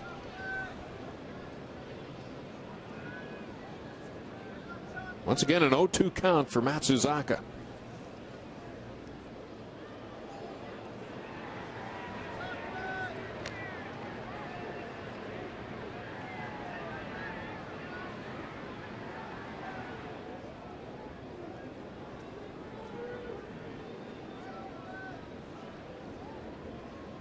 I think Matsuzaka could be one of these pitchers, Bob, that is a hitter. Force yourself to don't try to guess with him. Just stay back, trust your mechanics, know that your swing can be quick enough that you can catch up with his fastball and just look for the ball. Try to block everything else out of your mind, the pitch sequences, the mechanics that he has, the deceptive delivery. Just try to pick up that release point and just try to see the baseball. It's going to be tough to try to outguess him and think and try to be selective in a pitch. Look for a fastball, a breaking ball, or a pitch in a certain zone. Just look for the ball and try to put a good move on it and lay off with a bad one. That'd be tough to do. All of baseball's taking a look at this guy today, aren't they? Getting the feel for what he does, how he goes about his business. Royals have just 2 hits, singles by DeJesus, and the single to lead off this inning by Alex Gordon. Matsuzaka, a 17-game winner last year in Japan. Earned run average just over 2 points. 1 ball, 2 strikes on the Royals catcher, John Buck. Red Sox play him as slightly pull hitter in their infield, opposite way in the outfield. Runner going on the pitch. Gordon around second base. He's going to move on to third as that ball is shot into center field. He'll check in at third base. So the Royals have runners on the corners on that base hit by John Buck. Royals now with 2 hits in this inning. Well, good base running there by Gordon, who advanced to third. He had slowed down just momentarily. There's Gordon, the base runner, over at first as John Buck delivers the single into shallow center field. Oko crisp, gonna go off his glove, but by then Gordon was already headed for third. So first and third with 2 out. The Royals here and their number 9 hitter coming up. Well, Tony Pena Jr. came through here on opening day. A couple triples and RBI. Royals could use a key 2-out hit right here. Pena bounced out to the mound his first time up today. Is now 2 for 8 in this series. Fastball's too high.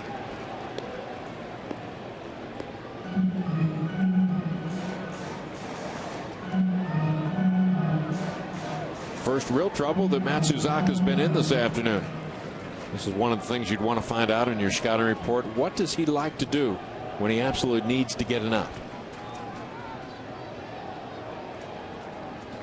Been tough to get a read on to this point in the ballgame. First 2 pitches in trouble. He's gone with the high fastball to Pena.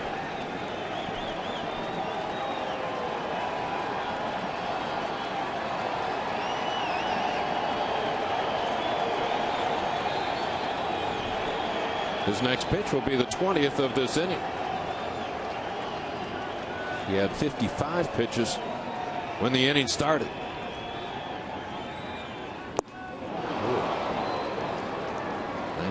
Mile-an-hour fastball up in the zone, and Pena swinging through it.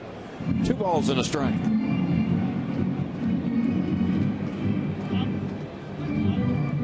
Pena had stepped out for a moment to kind of collect himself after that big hack at that delivery.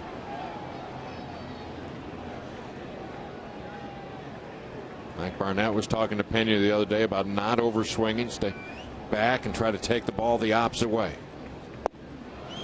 And it goes from 2 balls, no strikes to 2 balls, 2 strikes. Buck delivered a base hit on a 2-strike pitch.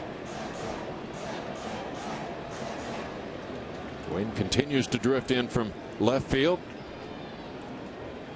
Maybe a little more overcast now than it has been all day.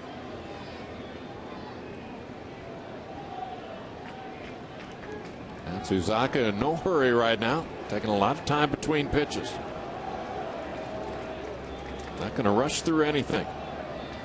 Kauffman Stadium, Kansas City, final game of the 3-game series, the first series of the year. The Royals and the Red Sox. Matsuzaka from the belt, and this ball is fisted up the right field line. It'll slice back and be into the seats.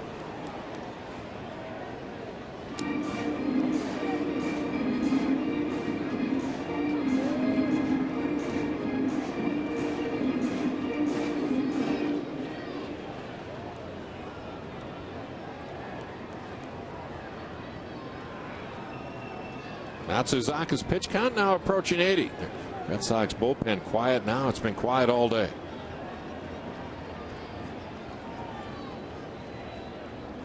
From the belt, he's ready with the 2-2 pitch. And battling him hard. Royals had a single open to the ballgame from David DeJesus. Got no other hits until this inning. The leadoff single by Alex Gordon, his first major league hit. The 2-out single by John Buck to follow later.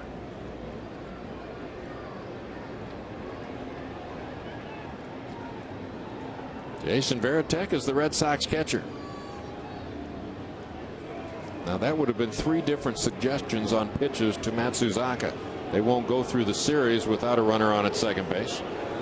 And now they want to talk about it. Late in spring training, Varitek was wearing one of those wristbands on his glove hand that quarterback would use. In fact, they were talking at the time that he might go to that Tom Brady uses, and he would have key phrases on there for checkpoints for Matsuzaka as he worked with him. Some Japanese words as reminders if he was not getting on top of his pitches, or if he was rushing, or if you had to deal with any one of those 5 opportunities on the fastball, the slider, curve, cutter, split finger, a changeup.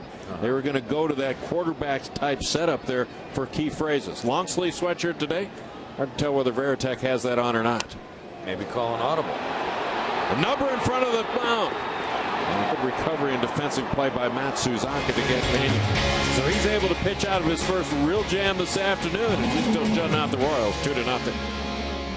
Good pitchers duel going here this afternoon. We anticipated that. The Red Sox getting the best of it so far, leading KC.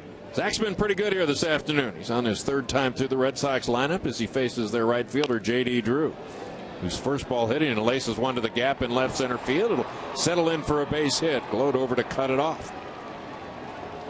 And that is the 5th consecutive inning that the Red Sox have gotten their leadoff man on. It's the 3rd time in a row that they've had a leadoff double.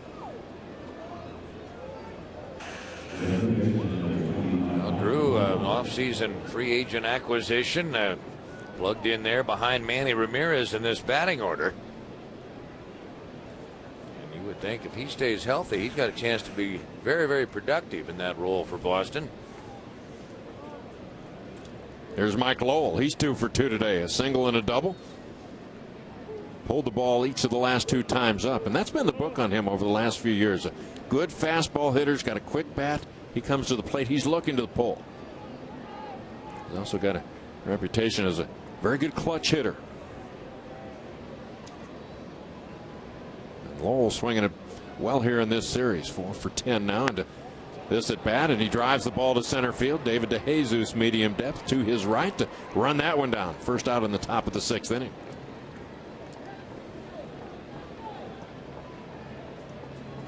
So Greinke once again working out of the stretch as he gets ready to face Jason Varitek.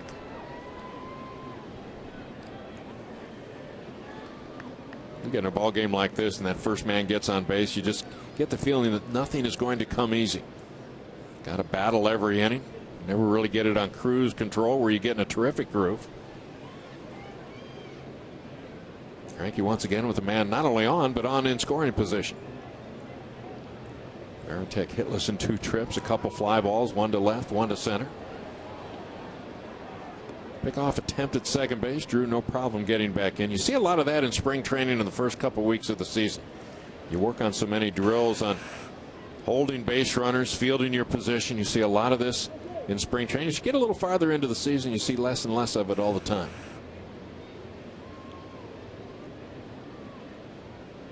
Ready now with the first pitch to Varitek, and he lifts a high fly ball to pretty deep right center field.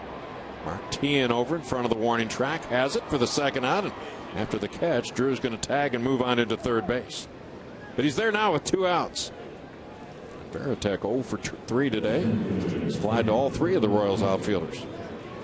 Well, Zach, another chance to work around a leadoff hit. Boston has, through the first 5 innings, left 5 runners on. The Red Sox lead here 2-0.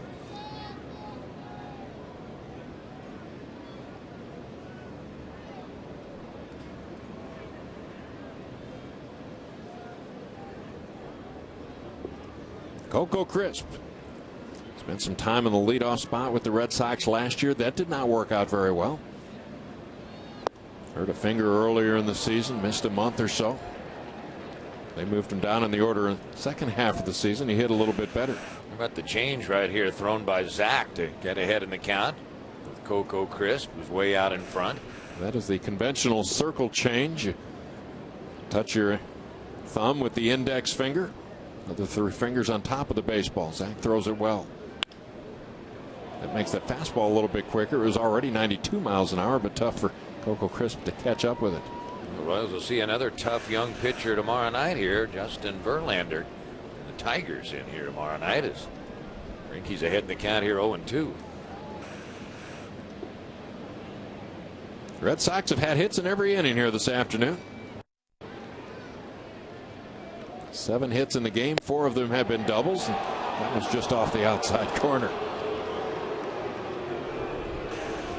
1 ball, 2 strikes on Coco Crisp. That would have been a pretty generous call. Pretty good 0-2 pitch, though. That's a great 0-2 pitch. See if they stay that way. John Buck sets up on the outside corner. This time they go with the curve. It's 2-2. Coco Crisp comes from a pretty athletic family. His father, Lois, was a professional boxer. He fought under the name Sugar Crisp. Had an uncle who designed the starter blocks that the college track teams use. In fact, he's got it patented. His mother was a track star in California. In fact, at one time she was the fastest female runner in the state. Well, this guy's pretty fast. Check out this last delivery here by Zach. The count has gone full. Boy. Very close. Goes from 0-2 to 3-2. Zach needs to make a pitch right here and just did it. Got another strikeout. Turns into a 10-pitch inning for Zach Greinke. Right now he needs some runs. He's doing a good job against the Red Sox, but the Royals being shut out through 6. Well, you got the top of the order due up against Daisuke Matsuzaka. It'll be DeJesus, Herman, and Tien. So the Royals go lefty, righty, lefty as they bat in the bottom of the 6th inning. Well, it's just 3 hits in the game so far. All 3 of them have been singles. One of them by David DeJesus to open the ball game. Well, they got 2 of the 3 the last inning, so see how it goes here. Daisuke now at 80 pitches in his day's work thus far. Driven to right field. J.D. Drew back. He's at the bullpen gate. It's gone.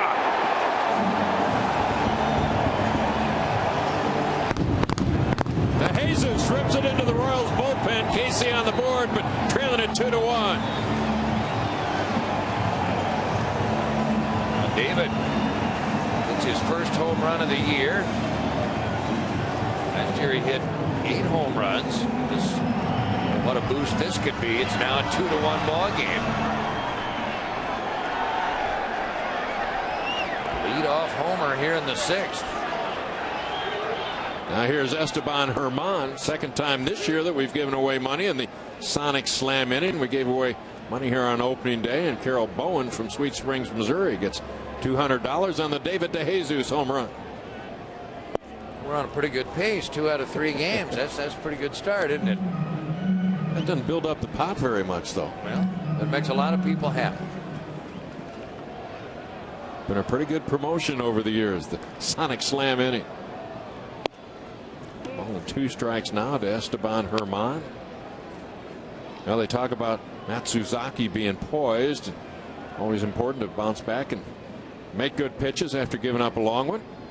See how he performs here in the bottom of the 6th. Pop up short center field. On comes Chris. Out goes Pedroia. Can't get it. So the Royals creating a little offensive excitement here in the bottom of the 6th inning. David DeJesus with the home run. Herman follows with a single. Another look at David's leadoff homer here. Pitch up over the plate, and David able to extend his arms a little bit and pull that ball into the bullpen in right field. And Esteban Herman up next, got behind in the count, but hey, this guy is a really good offensive player, and he got enough bat on the ball to loop it into center field. So now here's Tien. A walk and a strikeout so far. And down in the count, no balls and a strike. Well, Tien thought that pitch was off the plate. A little brief word with the home plate umpire, Jeff Nelson. Tien now 3 for 8 in this series. That strikeout that he had earlier, his 5th strikeout of the series against the Red Sox. Herman, a short lead at first base, is not going anywhere. And it's 1-1.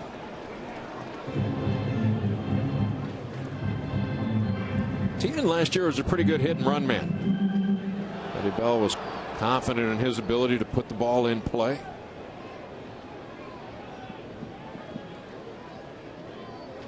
The right side of that infield is pretty wide open with holding the runner on at first base. Breaking ball's too high. It's 2-1. Got good speed over there with Herman. They play Tian slightly as a pull hitter, so that second baseman a couple steps to his left, kind of closing up that hole on the right side of the infield. Lugo, the shortstop, up a little closer to the bag at second. Here's the 2-1. Tough to get a read on Matsuzaka. Hard to guess with him whether he's going fastball, breaking ball, straight changeup. That was the change. It's 2-2. 90 pitches with this next delivery coming up by Matsuzaka. This will be number 90. The open gap in the outfield is right center field. Wind continues to drift in from left. Tian asks for time. There's the Red Sox defensive alignment. A lot of teams shade Tian the opposite way in their outfield. At least they did through the first half of last season until he started pulling the ball a little bit more. How about 3 balls, 2 strikes here? Do you send the base runner? And Tian struck out 5 times already this year.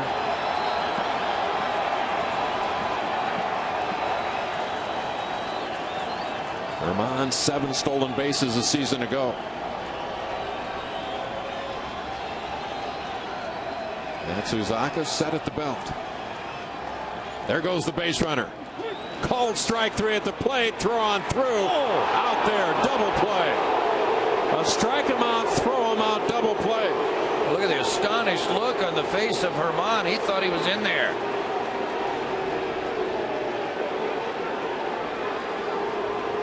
Strong throw by Varitek after the strikeout.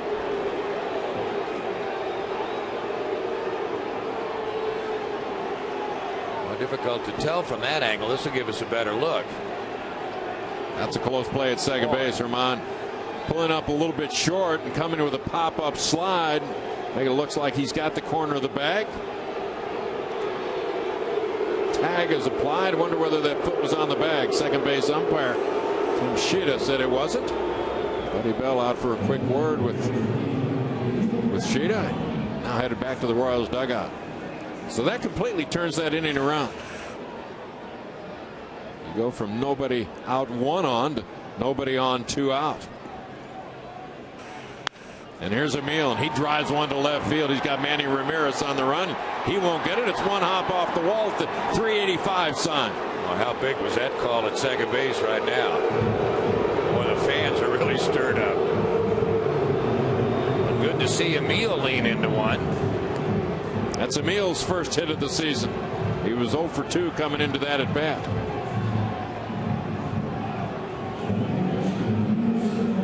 So Neal Brown at second base with 2 out. Again, here was the play at second base. They ruled Herman was out. And then almost immediately, Neal Brown ripping a double to the alley in the left center.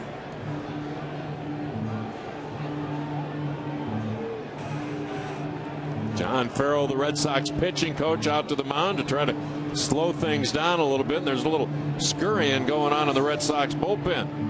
J.C. Romero has already pitched in this series and ready to warm up now. Well, you'd like to see J.C. Romero again, wouldn't you? Hey, this guy has been very, very good, but may have really caught a break here this inning on that play at second base. But and at any rate, Royals have something going. They've got the tying run in scoring position. Now needing a 2-out hit from Alex Gordon, who got his first big league hit his last time up. Royals finally over the last couple innings getting pretty good swings against Matsuzaka. Gordon 1 for 2 today, 1 for 9 in the early season.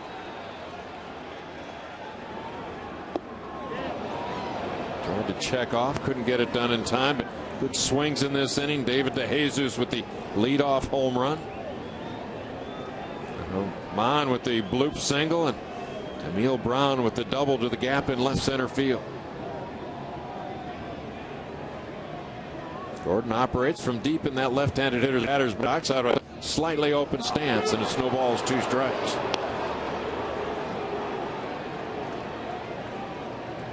Well, Alex got down in the count, no balls, 2 strikes here on Monday afternoon to Curt Schilling with the bases loaded and 2 outs.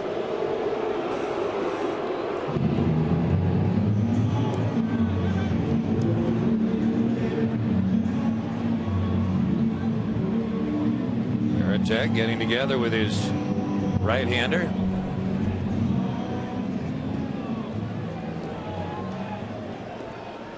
Little hit right here, any kind of a little blue pit, you'd take it. Royals down by only a run.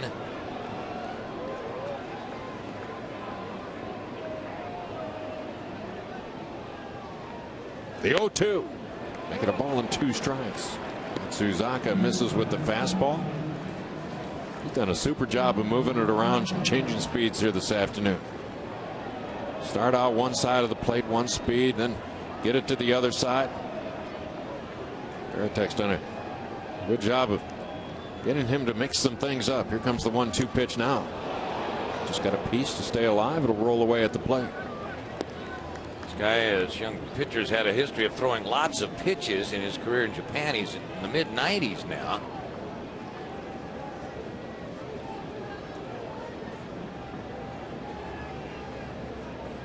If the Royals could get a hit here, they could tie this ball game.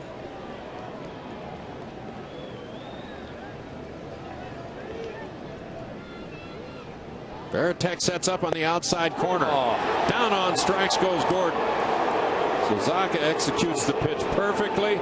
He's had a big strikeout day. It's his 8th of the ball game, but the Royals finally break through on the leadoff home run by David DeJesus. Royals stranded base runner, but they're right back in this one, trailing it just 2-1.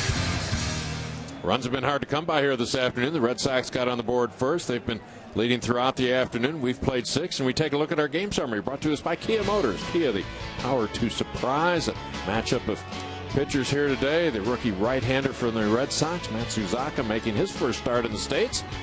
6 innings in the book. The hits are about even. The earned runs are about even. Walks are even.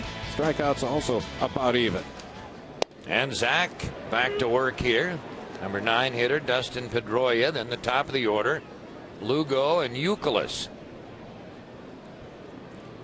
Sounds like a law firm. Pedroia, Lugo, and Youkilis Limited. Old foul. 0-2 here to this leadoff batter. 2-1. Royals breaking through in the bottom of the 6th. And a close call at second. Went the way of the Red Sox and cost the Royals a run, as it turned out, because the next batter, Neal Brown, hit a ringing double into left center. Ramon ruled out on the play at second base. There's another leadoff hit for Boston. 6 consecutive innings they have had a leadoff hit. Well, can Zach do it again? Get out of a leadoff hit without damage. It's the top of the order, though, so it'll be tough here with all the top hitters coming up. Joaquin Soria has begun throwing in the Kansas City bullpen. Saw his big league debut here last night. Lugo showed bunt, then pulled the bat back. Ball 1. Bob, you mentioned all the times that the Red Sox have gotten their leadoff man on base, but there's been 4 times here this afternoon where Zach has gotten him 1, 2, 3 after that leadoff man has gotten on base. So he's been pretty effective coming out of that stretch. Boston may be playing for 1 run right here. Lugo showing bunt on the first pitch. Now he's going to swing away. There's what they need, a double play ball. And that worked out well for the Royals. They took the bunt off and a room service double play opportunity. So 2 out, nobody on. Second time the Red Sox have showed bunt with a man on first base and nobody out. They did it back in the 2nd inning with Youkilis. Showed bunt right here, didn't get it down. Take the bunt off, and Lugo tailor-made for 2. Pena unassisted at second base. 6-3 on the twin killing. Now Back to play, and here's Youkilis with a fly ball to right into the glove of Tian, and very quickly, as it turned out, the inning is over. 7th inning stretch time. What a job by Zach here today, but he and the Royals still trail by 1. Zach getting some handshakes in the dugout. That could mean he has completed his work for the day. He has thrown just over 100 pitches. Boy, what a game he has delivered here today. And he could use a run or two here from his teammates in the bottom of the 7th. Well, if you're out of town on business during the baseball season and can't watch the Royals with us on RSTN, we'd urge you to check out MLB.TV, where you can watch Royals away games live on your computer. Plus, catch those games you missed on demand. For MLB.TV subscription information, visit Royals.com, where baseball's always on. Matsuzaka back out there for Boston. His pitch count, he's nearing 100. He's at 97. The Royals hit a couple of balls very hard in the last inning, a home run and a double. The Royals have just 1 run so far. They trail 2-1. And it'll be Ryan Sheely, Ross Glode, and John Buck due up here in the home half of the 7th. And you see the Royals offense today, the slow start that they had through the first 4 innings. Last couple innings, things looking a lot better. Guy's getting a lot better swings against Matsuzaka. It's his 3rd time through the Royals lineup. Sheely 0 for 2. He's lined out to right and been called out on strikes. Pretty good swing there. Foul ball on the fastball from Matsuzaka. Ryan Sheely looking for his first hit of the year. 0 for 3 with a sac fly on Monday. Did not play here last night.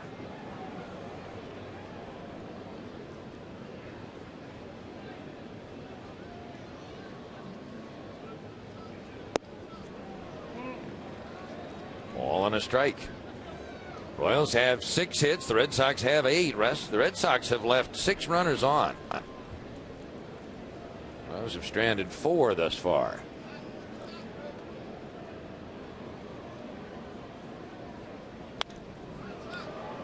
Flared out of play. And Sheely down in the count, 1-2. Matsuzaka's velocity has held steady for him here this afternoon. He's consistently been in there at that 92 miles an hour. That was where his last fastball was.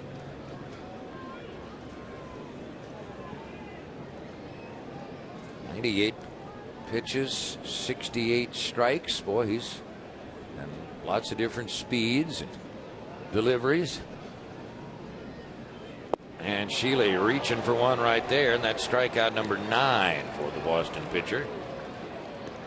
Inning, here is Ross Glode. 0 for 2, a strikeout and a fly to right.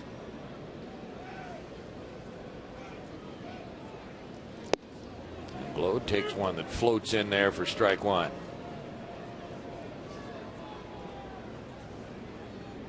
Red Sox have a couple of guys warming up, a right-hander and a left-hander behind Matsuzaka. Glode way out in front. Off-speed pitch really effective when it's down in the strike zone. There's the split finger grip. Tumbling action on it. Great diving action as well. So Ross is in a hole right here. Fought that one off. Rolled it past the third base coach down the line. Defensive swing, but you would expect that with what Glode has seen so far here this afternoon. Just a defensive hitter at this point. Just try to make some contact. Maybe flip one in somewhere.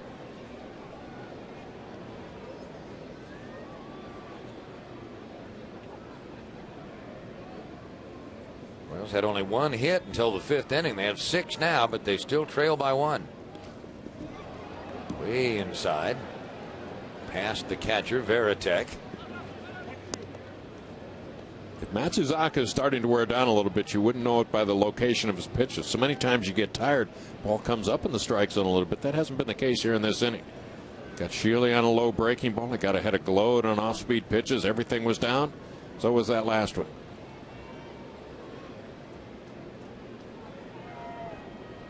And the 1-2. And another strikeout for Daisuke Matsuzaka. Strikeout number 10.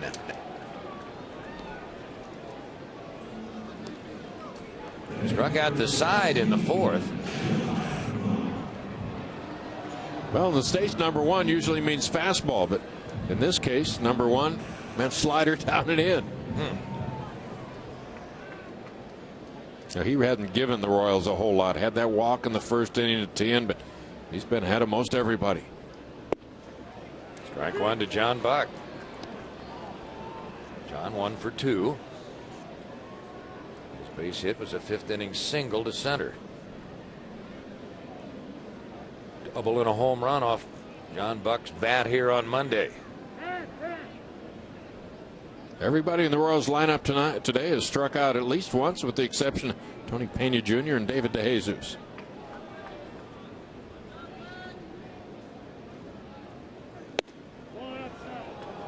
One and one.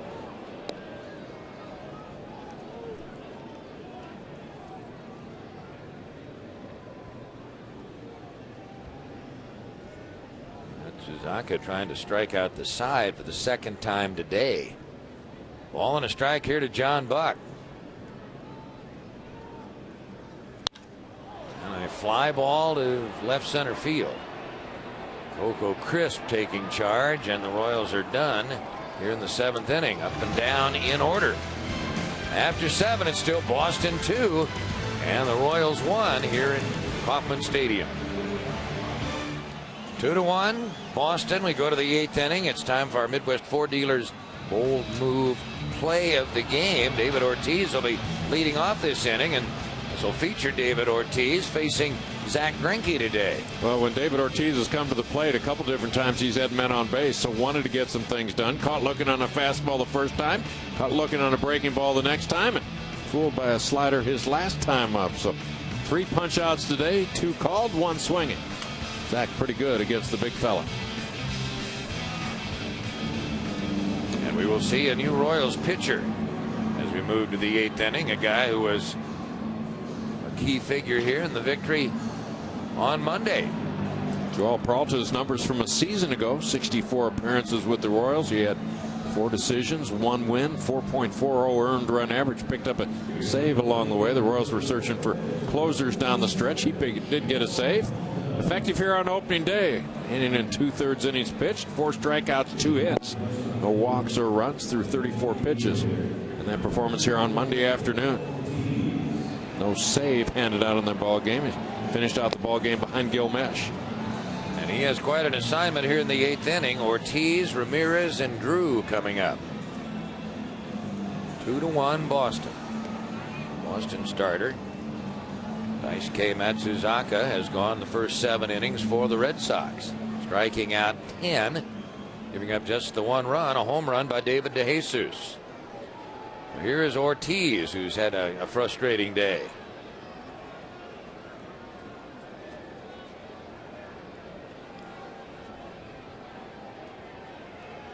So Peralta trying to keep the Royals within a run. Royals will have 2 more chances. These 2 guys matched up in the 8th inning on Monday, Peralta and Ortiz. Well, let's check out the notes from that ball game. Pulled the string, got him swinging, big out in the ball game. That time the Royals were holding on to the lead, something that they were able to close out. Strike 1 to Ortiz. Barely missed. 1-1. All 3 pitchers in today's game, but taking shots at that outside corner. Called a little bit low. In an inning and 2/3 Monday, Peralta recorded 4 strikeouts. This ball is pulled foul. So it's 1-2 now to David Ortiz.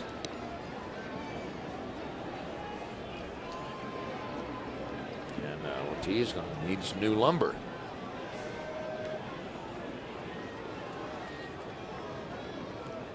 Final in the National League, Cincinnati beat Lou Pinella's Cubs 5-2 at Great American Ballpark. Pirates are off to a quick start in that division. 3-0 for the Buccos. And hit to the opposite field, and this is going to be a base hit and down into the corner for Ortiz, who is pulling up at second base with a double. He just stuck the bat out and kind of flicked it into left field, didn't he? So now, once again, a leadoff hit. Boston's had a leadoff hit in every inning but one. We're here in the 8th. Peralta now must deal with Manny Ramirez with a man in scoring position. Fouled out of play, 0-1.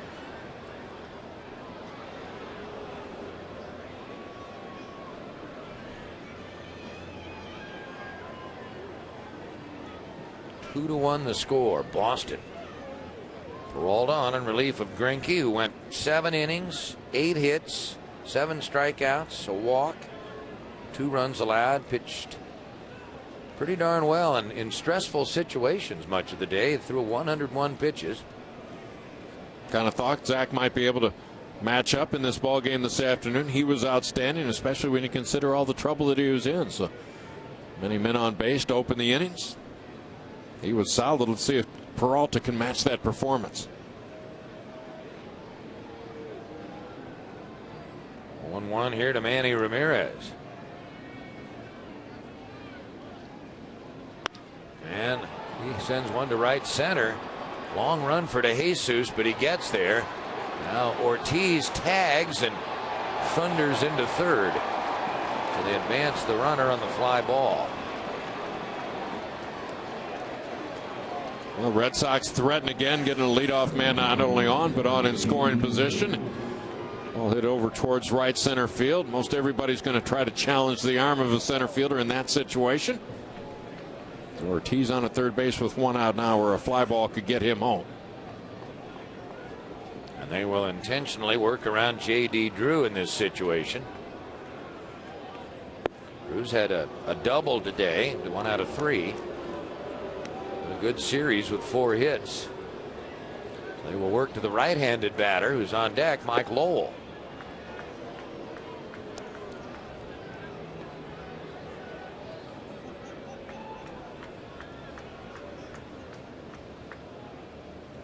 Now 3-0 to Drew. 2-1 Boston.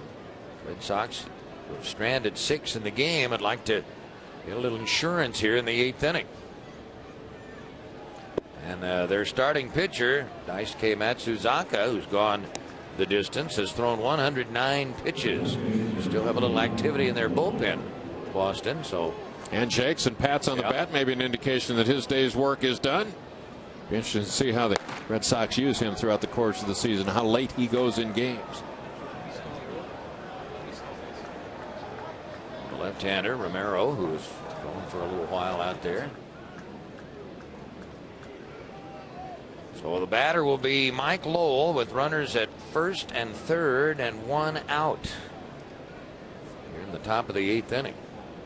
Lowell 2 for 3, a single and a double this afternoon. And Peralta missed inside. Ball 1. Royals turned to double play in the last inning. They're set up for the double play right now if they can get the ground ball. Lolo's always been thought of as more of a fly ball hitter than he is a line drive or a ground ball guy, so he's looking to get something in the air here. Peralta would try to beat that attack. Well, the ball gets away from Buck, and here comes Ortiz down the line. Safe. Well, they got the run on the ball that got away. And down to second, J.D. Drew. Oh, it's a breaking ball, so that's right where you want it, right down near the dirt. John Buck down to one knee to try to block it. It got underneath his glove and away from him. And Ortiz got a good jump right there. When notice how his momentum is going towards home plate, he got a good look when that ball slipped underneath John Buck. Made the decision on his own to go ahead and try it. The throw was right where you'd want to have it, right at the corner of home plate. But Ortiz beat it. So it's back to a 2-run Boston lead now. And 2 balls, no strikes on Lowell, with now J.D. Drew at second.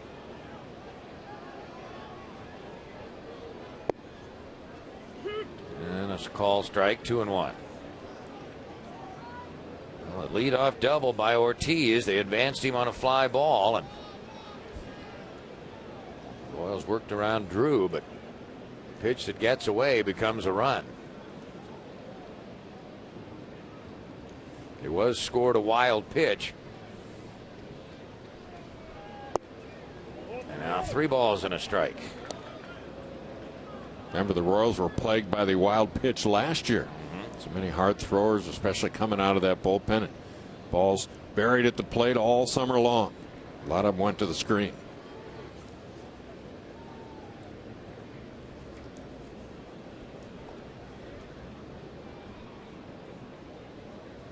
Now 3-1 to Lowell.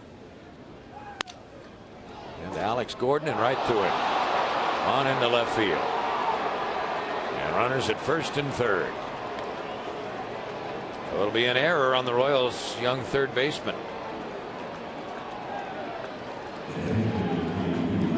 Probably never going to have an easier opportunity than this one right here. You talk about tailor-made. Just didn't stay with it long enough. Got a little bit big hurry right there. As they like to say, didn't keep the tailgate down long enough, and ball went right under his glove.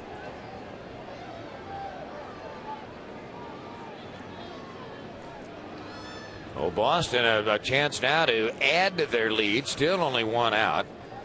And a guy who's been a little frustrated today, Jason Varitek, will be the batter. He has flied out to all 3 Royal outfielders today. Mentioning the wild pitches a couple minutes ago, Royals pitchers uncorked 85 wild pitches a season ago. Opponents had 52.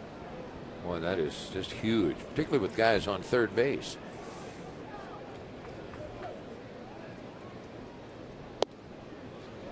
Nice pitch there by Peralta. Strike 1 to Jason Varitek.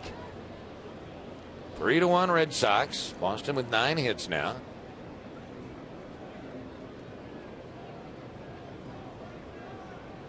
Royals have committed 2 errors in the game.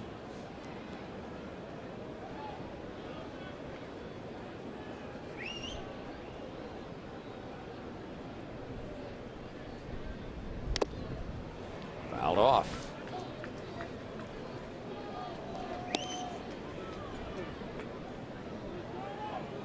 The much anticipated major league debut of Daisuke Matsuzaka. I'm sure the Red Sox folks are very delighted with what they've seen today. They got the makings of an outstanding starting rotation with Kurt Schilling heading things up. Josh Beckett was terrific in game 2. Matsuzaka, Tim Wakefield waiting in the rotation.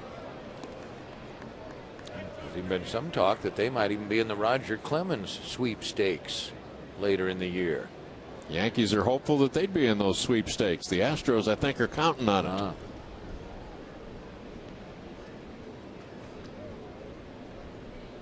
Boston losing here on opening day, hoping to get out of here winning 2 out of 3.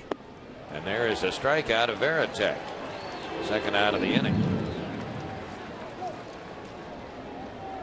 Alda with the splitter right here. When he's effective, this pitch is on. It's got the tumbling action and great diving movement at the plate.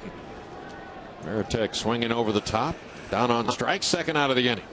Royals should be out of the inning by now, but they're going to give an extra out right here.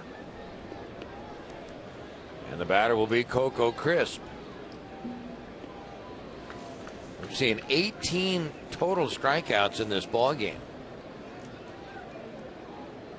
So it's been a pretty good pitcher's day for the most part. And that's going to be a base hit and a run for Boston. Well, that really hurts. That makes it a 4-1 ball game. Coco Crisp with his first hit of the season. Now 1 for 10. Royals might be finding it's one too many bullets to dodge here this afternoon. Had so many leadoff men get on base, but no real damage done until the 5th inning. But now again here in the 8th, when the Red Sox played a pair, it would be J.D. Drew scoring from third base. Now runners at first and second for Pedroia.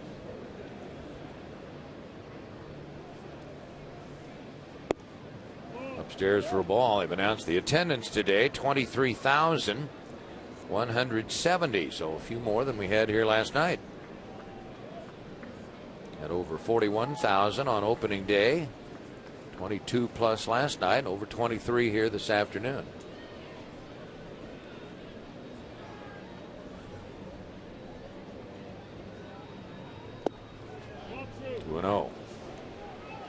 Surprisingly good Red Sox turnout for this series. Their fans got to the ballpark early today.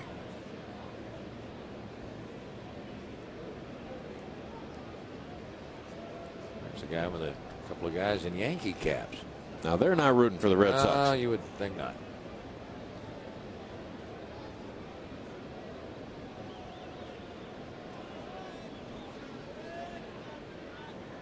Two and 0 here to Pedroia. 2 balls and a strike. Pedroia gets some hacks on pitches up in the strike zone. Not getting as good as swings on pitches down in the zone a little bit, but if he gets something to his liking at the belt or a little bit higher, he lets that bat head go.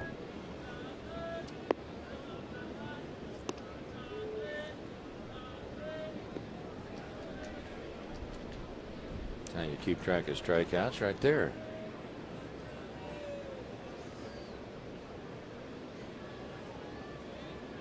Well, Matsuzaka, he'll have an interesting year, won't he? Swing and a miss, 2-2. He'll have some opportunities in some of those Red Sox Yankee ball games. They'll be hooking up the 3rd weekend of the season. Play every weekend, don't they? Yeah, that first time in Boston, the next weekend they'll be in the Bronx.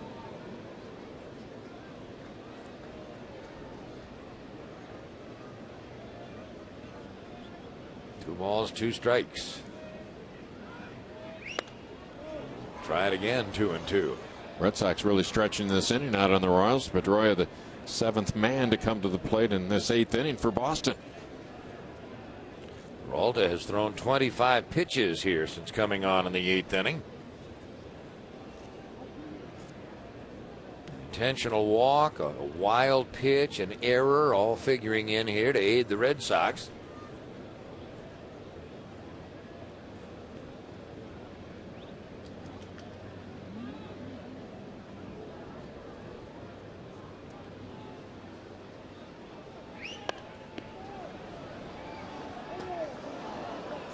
Peralta will have to throw another one. So the Royals will be up in the bottom of the 8th, down by at least 3.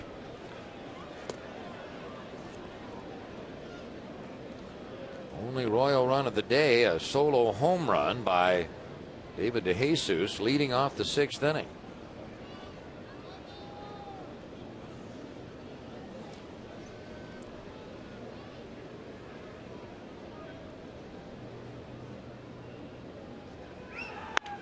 It's sharply and on into left field. And they're going to stop Lowell at 3rd.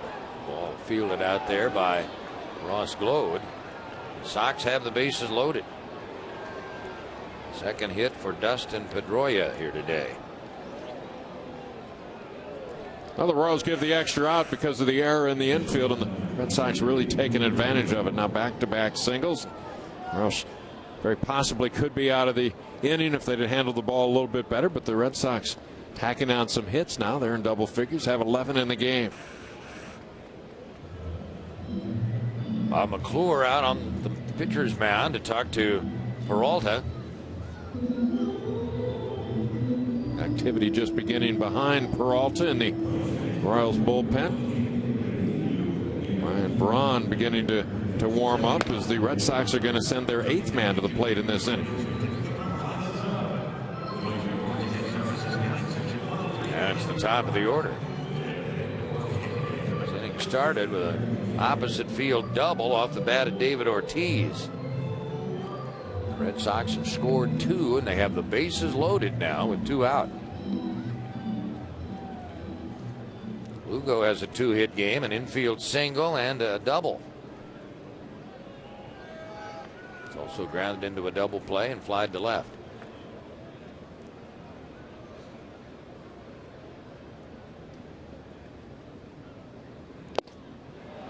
Strike 1. Boston winning here last night 7-1 after the Royals won 7-1 Monday. Red Sox stay on the road. They'll go to Texas for the weekend before their home opener Tuesday against the Mariners. They'll host the Mariners and the Angels on that homestand. Rangers are already in Arlington. They've got today off. They traveled after a day game yesterday out on the West Coast. Call strike. By Texas standards, it's supposed to be kind of chilly down there this weekend. 85? Maybe in the mid-60s. Oh, it will be frigid.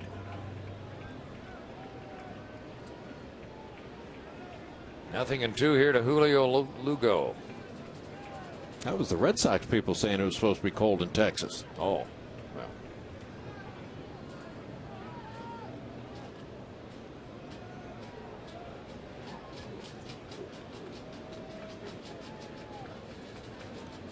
Oh, 2 pitch with the bases loaded. Off the plate for ball 1. Lugo 4 hits and 11 at bats here in this series as he tries to fill the role of leadoff man for this Boston offense.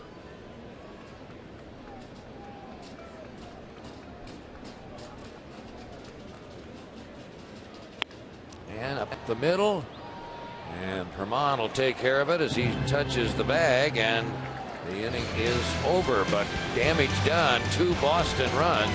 They lead by 3. JC Romero comes on to take over for Daisuke Matsuzaka, who right now would stand to be the winning pitcher in his U.S. debut. JC Romero with his 3rd appearance this year already. 65 appearances a season ago, and unsightly 6.70 earned run average. He's been a whole lot better pitcher than that throughout his major league career. A good part of that spent with the Minnesota Twins. A 3-run Boston lead. It'll be Pena, then the top of the order to Jesus and Herman.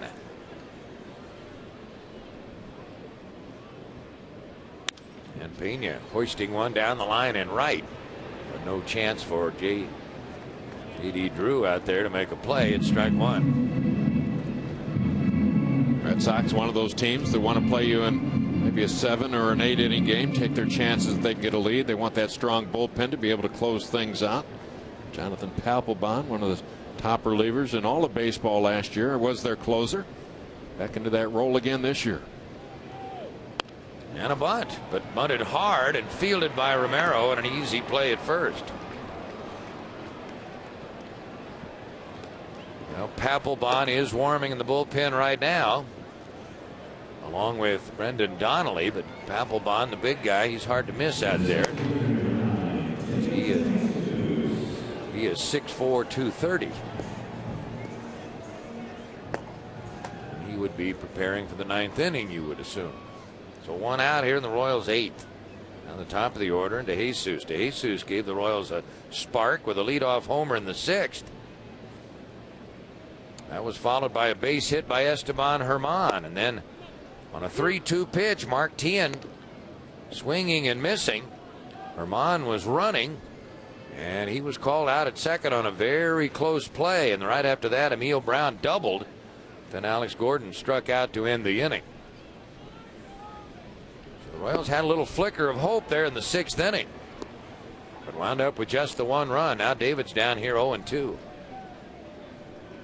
Romero doesn't change speeds all that much, primarily fastball, hard slider, but a good changeup right there. Had David well off balance. Good to see DeJesus have a good day with the bat. He'd been struggling a little bit those first couple ball games. A combined 0 for 8. He'd been on base just 1 time. That was with a walk. And the 0-2 pitch. Missed away and a little bit low. DeJesus with 2 hits today, 2 for 3. First 2 hits of the season.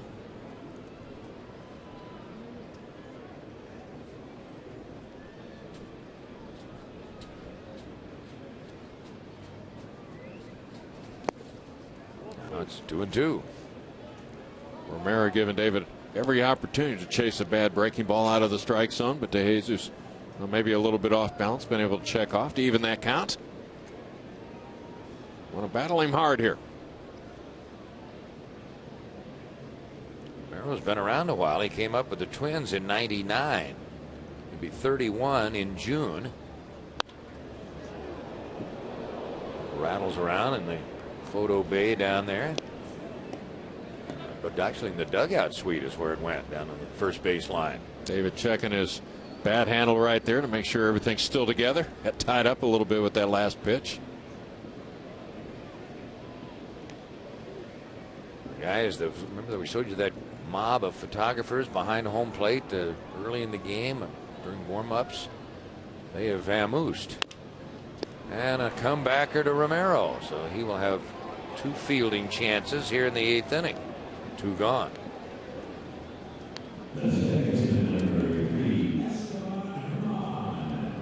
They've gone to the 9th inning in Chicago, and the Indians and White Sox are still tied. That's quite a battle, 3-3. Well, they'll all be headed to Arlington, Texas, I guess, huh? Group of Japanese media. It's going to be a quiet weekend down there. Yeah. Guys really not scheduled to pitch till the Red Sox get back home next week. Red Sox open a 7-game homestand against the Mariners and the Angels. There's a base hit for Herman, his 2nd of the ball game. Esteban Herman just continues to be a good offensive player. Kid can flat swing the bat. Terrific fastball hitter. He's a good hitter even when he doesn't get regular playing time. That's tough to do, to be able to sit on the bench like he's been called on to do throughout a good deal of last season, then still come up and get quality plate appearances. Solid line drive hit right there. Now here's Tien. Mark 0 for 2 with a walk. A couple of strikeouts facing Matsuzaka. And ball 1 from Romero. Now, if you're Tien, you're facing a left-hander for the first time this afternoon, but you're also facing a left-hander that doesn't do as many different things as Matsuzaka did the first 3 times up. So while you've got some problems facing a guy who's a left-hander, problems are a little different than they have been all afternoon.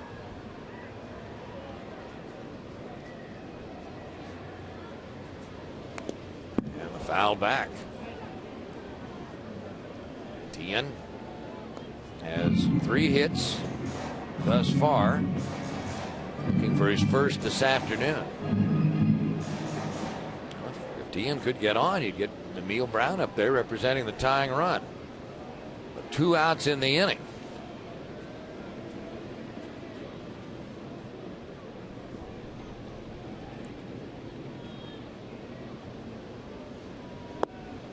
All 2 balls and a strike.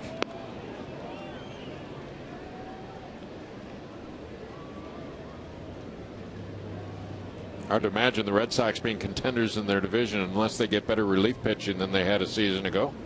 Pretty much revamped their entire bullpen, but their relievers, once you get past Papelbon, had a combined 5-point earned run average. That was just one of several things that went wrong with Boston the second half of last year. Averaged 95 wins a year for 3 seasons into 2006, but finished last year 86 wins, 76 losses. Kurt Schilling, who was the losing pitcher here on Monday. 2 balls, 1 strike. Tien fouls it into the seats, third base side, 2-2. You know, the Red Sox continue to be a very attractive draw in New England. They've sold out Fenway Park each of the last 3 seasons. They've set attendance records 7 consecutive years. Wow.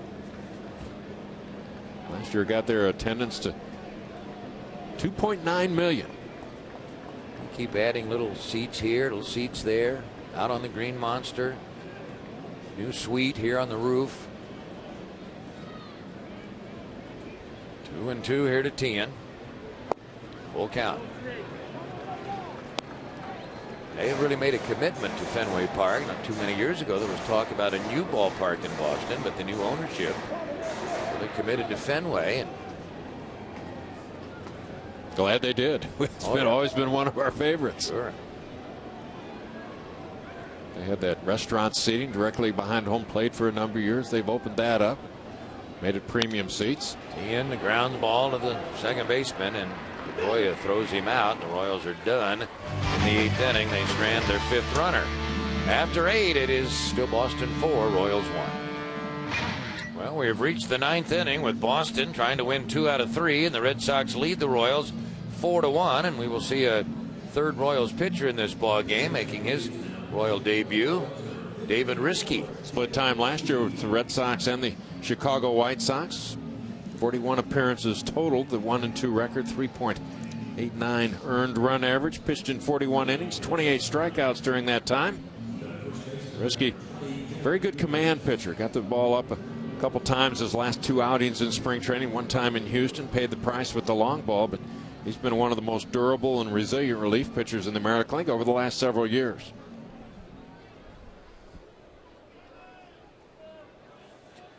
And Kevin Youkilis draws leadoff work here for Boston. And Ortiz and Ramirez are due.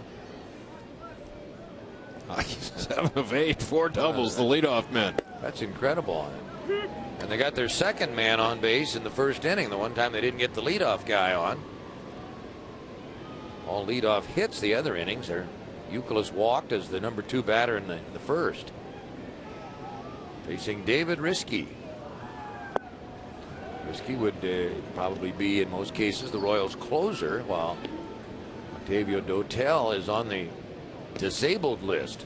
I mean, what you end up happening if you're the manager, you want to hold that closer back. You don't want to overwork him. Didn't need him on opening day. The Royals had the 7-1 lead.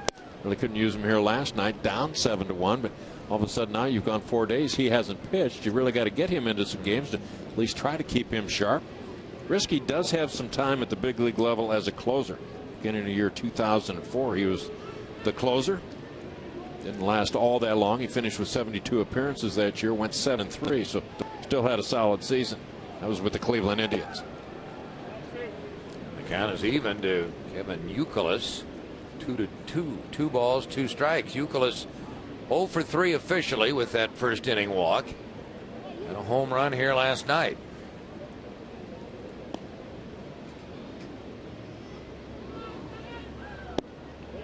And Risky will have to throw a full count pitch now. We're talking about pitchers being deceptive. Risky is pretty deceptive with his delivery. Now, not a big guy, 6'2", 180, but tough to pick up his pitches. Command, one of the real strengths that he has. You talk about the bullpen catchers, and they handle all the pitchers. They talk about Risky hitting his spots all the time. Of course, we saw him do that the 6 years or so that he was with the Cleveland Indians.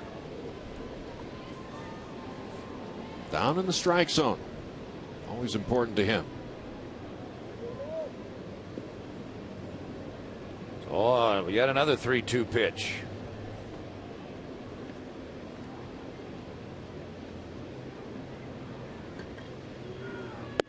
Got him looking. Youkilis not pleased with that development. Well, might have had a point.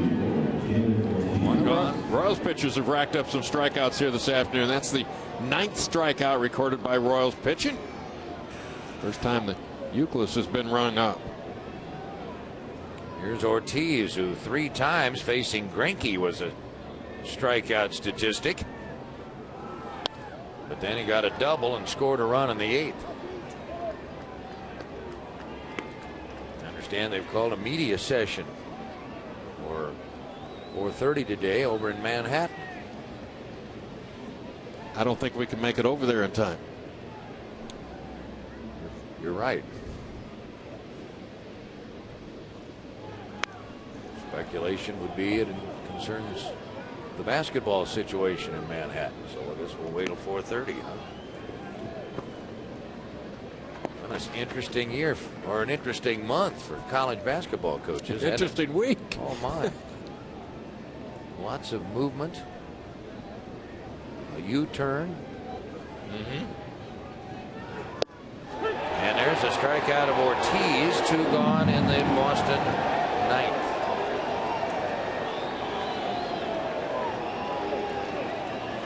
David Ortiz had a tough day at the plate. The double run scored in the 8th inning. Other than that, he's been surprised about the location of the strike zone. Maybe not over the plate. Home plate umpire Jeff Nelson. In case you couldn't believe the first 3, here's another one for you. Now Manny Ramirez, 2 for 4. Grounded to Pena at short. And Risky gets him in order here in the 9th. So we go to the bottom of the 9th. Royals trailing the Red Sox 4-1, and Neal Brown will lead it off. So here is Jonathan Papelbon to come on for Boston to work in the bottom of the 9th. Jonathan Papelbon, one of the best relievers in all of baseball a season ago, had a .92 earned run average, gave up a total of 7 earned runs all season. Well, he's going to need almost half of that to get this one tied. 35 saves recorded a season ago by Papelbon. Look at that 167 batting average against. They headed to spring training with the thought of Papelbon competing for a spot in their rotation. They had some concerns about his shoulder late last season. He was a starter coming through the minor league system. They had a real need in the closer's role in their bullpen, so he made the conversion last year, made it very successfully. But they were going to try to go another direction in spring training, so they realized that was still going to be their biggest need. They thought they had their starting rotation pretty well covered. It wasn't until mid-camp that they said, hey, let's go ahead and look back at that closer's relief role for Papelbon. Bert Schilling's next start will be their Sunday ball game at Arlington. Well, here's Papelbon to deal with Neal Brown, Alex Gordon, and Ryan Sheely. Middle third of the batting order here today. Neal has been the designated hitter.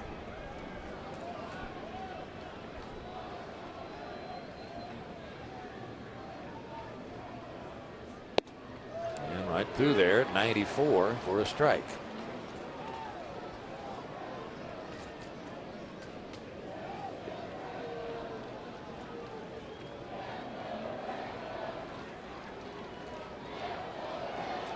Jonathan Papelbon, 35 saves a year ago. Now we talk about him going back to the rotation, then back into that closer's role. He was a relief pitcher in college, Mississippi State. Think of another relief pitcher that was pretty good out of that same school, Bobby Thigpen. Yeah, he was an outfielder relief pitcher. 1-2.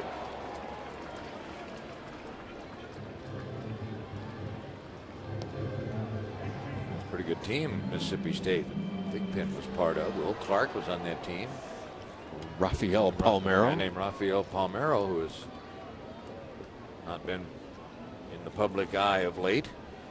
Jeff Brantley was their #1 starter. The Royals signed their #2 starter. I believe his name was Morgan, maybe Gene Morgan or something. Never got a higher than AA, but a pretty good college talent.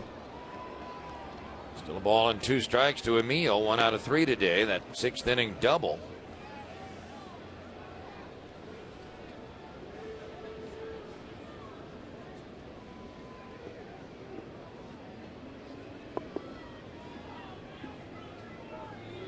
Royals needing some base runners here in the 9th against a very, very tough closer, Jonathan Papelbon. 2-2. Came back with a good fastball right there, recorded in the mid-90s. Normally his outfit pitch is a split finger pitch, is thrown hard, nasty, late breaking finish to it. Think about Papelbon, the size. I mean, he's got the easy delivery. It seems like the ball just explodes out of his hand. There's out number 1 here in the 9th. And just in case you were looking for that split finger pitch, how about a little slider? Line was in from the south side. White Sox with a run. Beat Cleveland 4-3. 1 gone in the Royals' 9th. Now Alex Gordon comes up. Alex 1 for 3. Now 1 for 10 in the early going. And he takes a 94-mile-an-hour strike.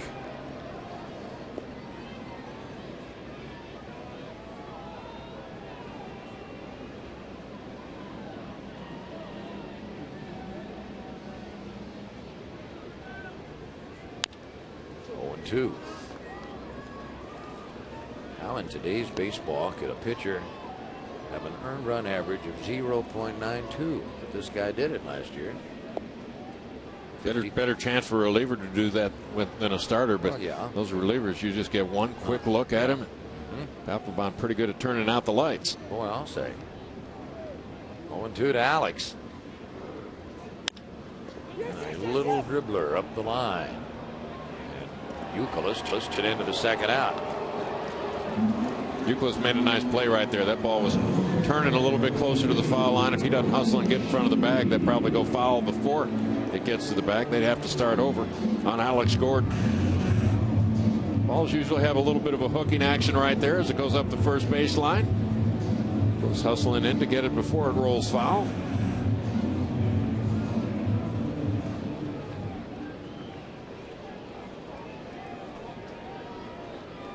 2 out in the Royals' 9th inning. Red Sox leading 4-1. Here's Ryan Sheely. Nothing for 3. A couple of strikeouts today for Ryan. And down 0-1. First time up against Matsuzaka. He did line out to Drew in right field, but called out on strikes in the 5th. And striking out again in the 7th. After that line drive to right field, the Royals went several innings without hitting the ball hard against Matsuzaka. Seemed to get into a real good groove about that time.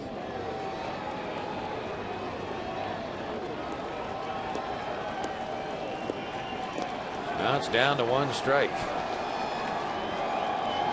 Red Sox fans from all over the world who are here.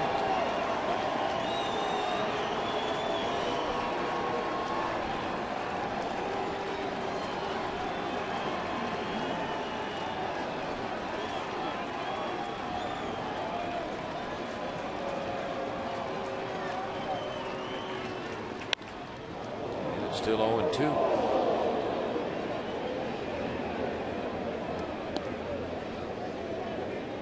$7:10 tomorrow night, 7 o'clock for our telecast. The Detroit Tigers and the Royals. Verlander and De La Rosa, the scheduled starters, and a day game Saturday and an afternoon game as well on Sunday.